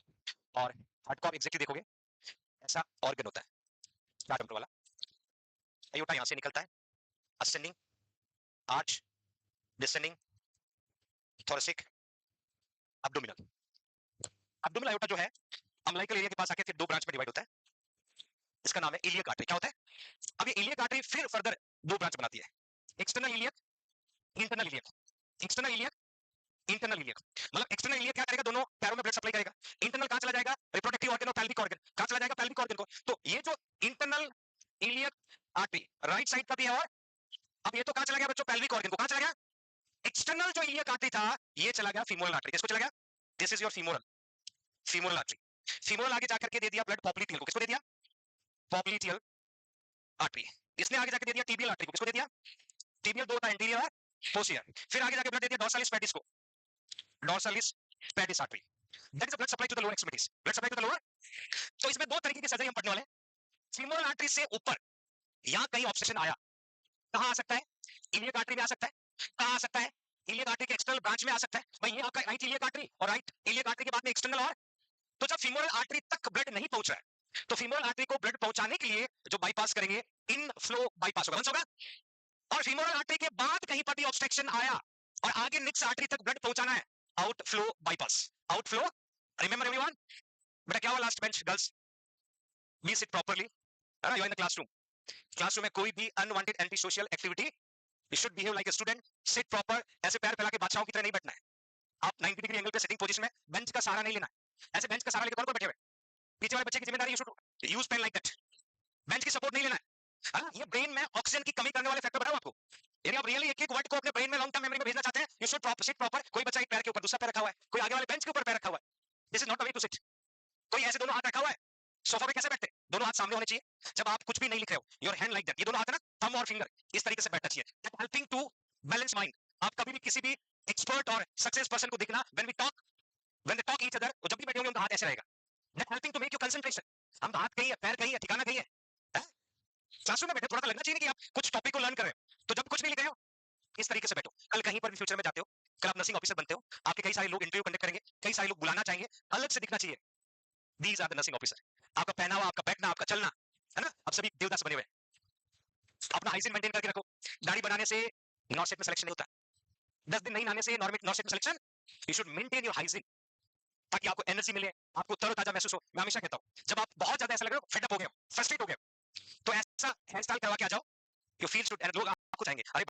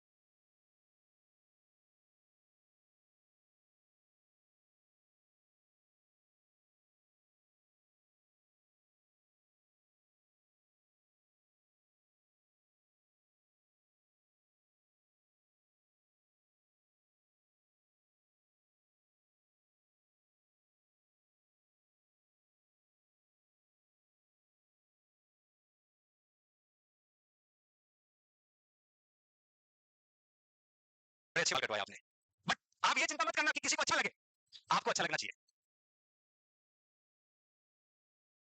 किसको अच्छा लगना चाहिए?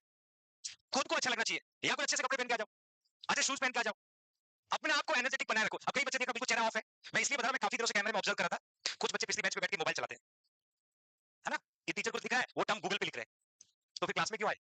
गूगल से सिलेक्शन ले लेते हैं। पूरा फोकस रहो बेटा, पूरा फोकस, ताकि आपको घर पे जाके रिवाइज करने में 4 घंटे के कंटेंट में 2 घंटे लगे, है ना, और खुद पे थोड़ा सा टाइम दे। इनफ्लो का मीनिंग आपको समझ में आ गया? फीमोरल आर्टरी तक ब्लड को पहुंचाना है, वो बाईपास करेंगे। एक एग्जांपल आपको बताता हूं, यदि पेशेंट के फीमोरल आर्टरी तक ब्लड नहीं आ रहा है, तो हमने क्या किया, ये आपका 800 आयोटा था, अपर एक्सट्रीमिटीज को ब्लड जा रहा था, एक्सिला को ब्लड गया, ब्रेकियल आर्टरी को गया, रेडियल को गया, हमने एक्सिला से सीधा एक बाईपास क्या कर दिया, फीमोरल आर्टरी को, एक्सिलो फीमोरल बाईपास ग्राफ्ट।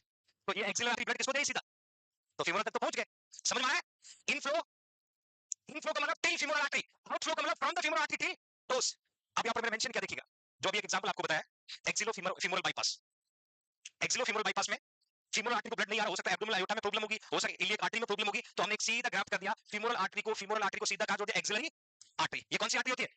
तो एक्सिलो फीमोरल बाईपास। समझ में आया बच्चों? एक्सिलो फीमोरल बाईपास इनफ्लो के लिए करें, किसके लिए करें?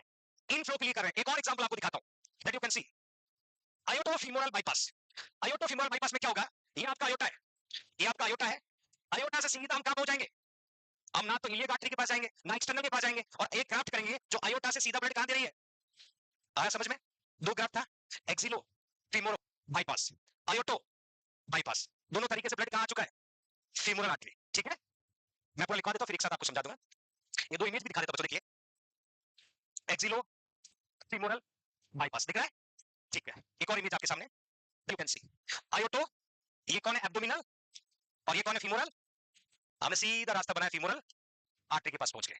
तो ये दो सर्जरी क्या कर रही है, ये ब्लड को फीमोरल आर्टरी तक पहुंचा रही है।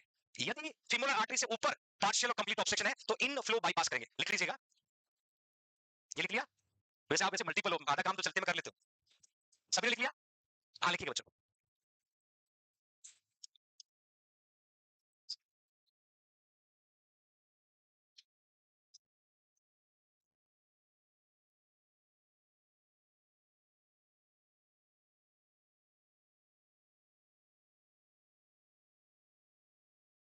आगे चले बेटा, ओके नेक्स्ट देखिएगा, aorto femoral bypass, mid line incision into the abdominal cavity required with additional incision to the groin. ये जो इंसिजन है ग्रोइन में, this is the groin area, that is into the abdominal cavity.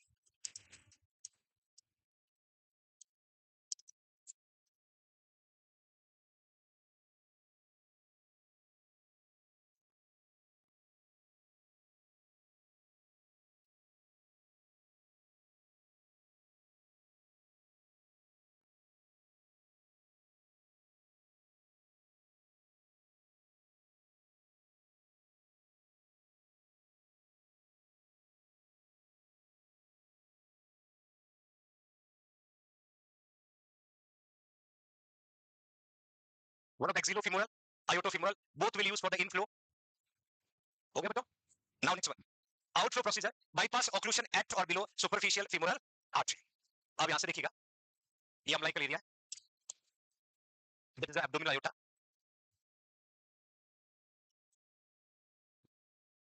There's a femoral artery, popliteal, tibial, dorsalis pedis.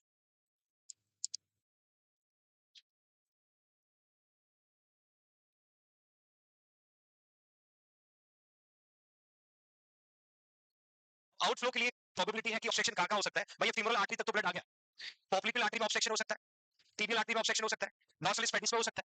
तो अब इन सबको हम यदि bypass करेंगे, वो कौन सा होगा, आउटफ्लो। कौन सा होगा, आउटफ्लो। जैसे मैंने मेंशन किया है फीमोरोपॉप्लिटियल, ये फीमोरल आर्टरी, ये पॉप्लिटियल, यदि यहां पर ऑब्स्ट्रक्शन है तो बाईपास फीमोरल से सीधा पॉप्लिटियल तक कर दिया है।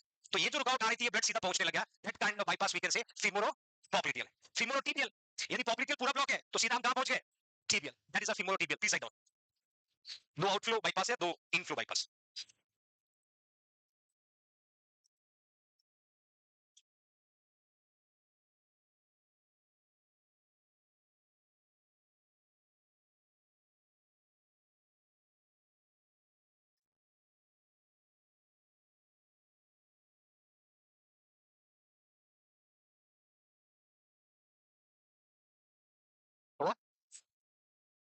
Then next in next class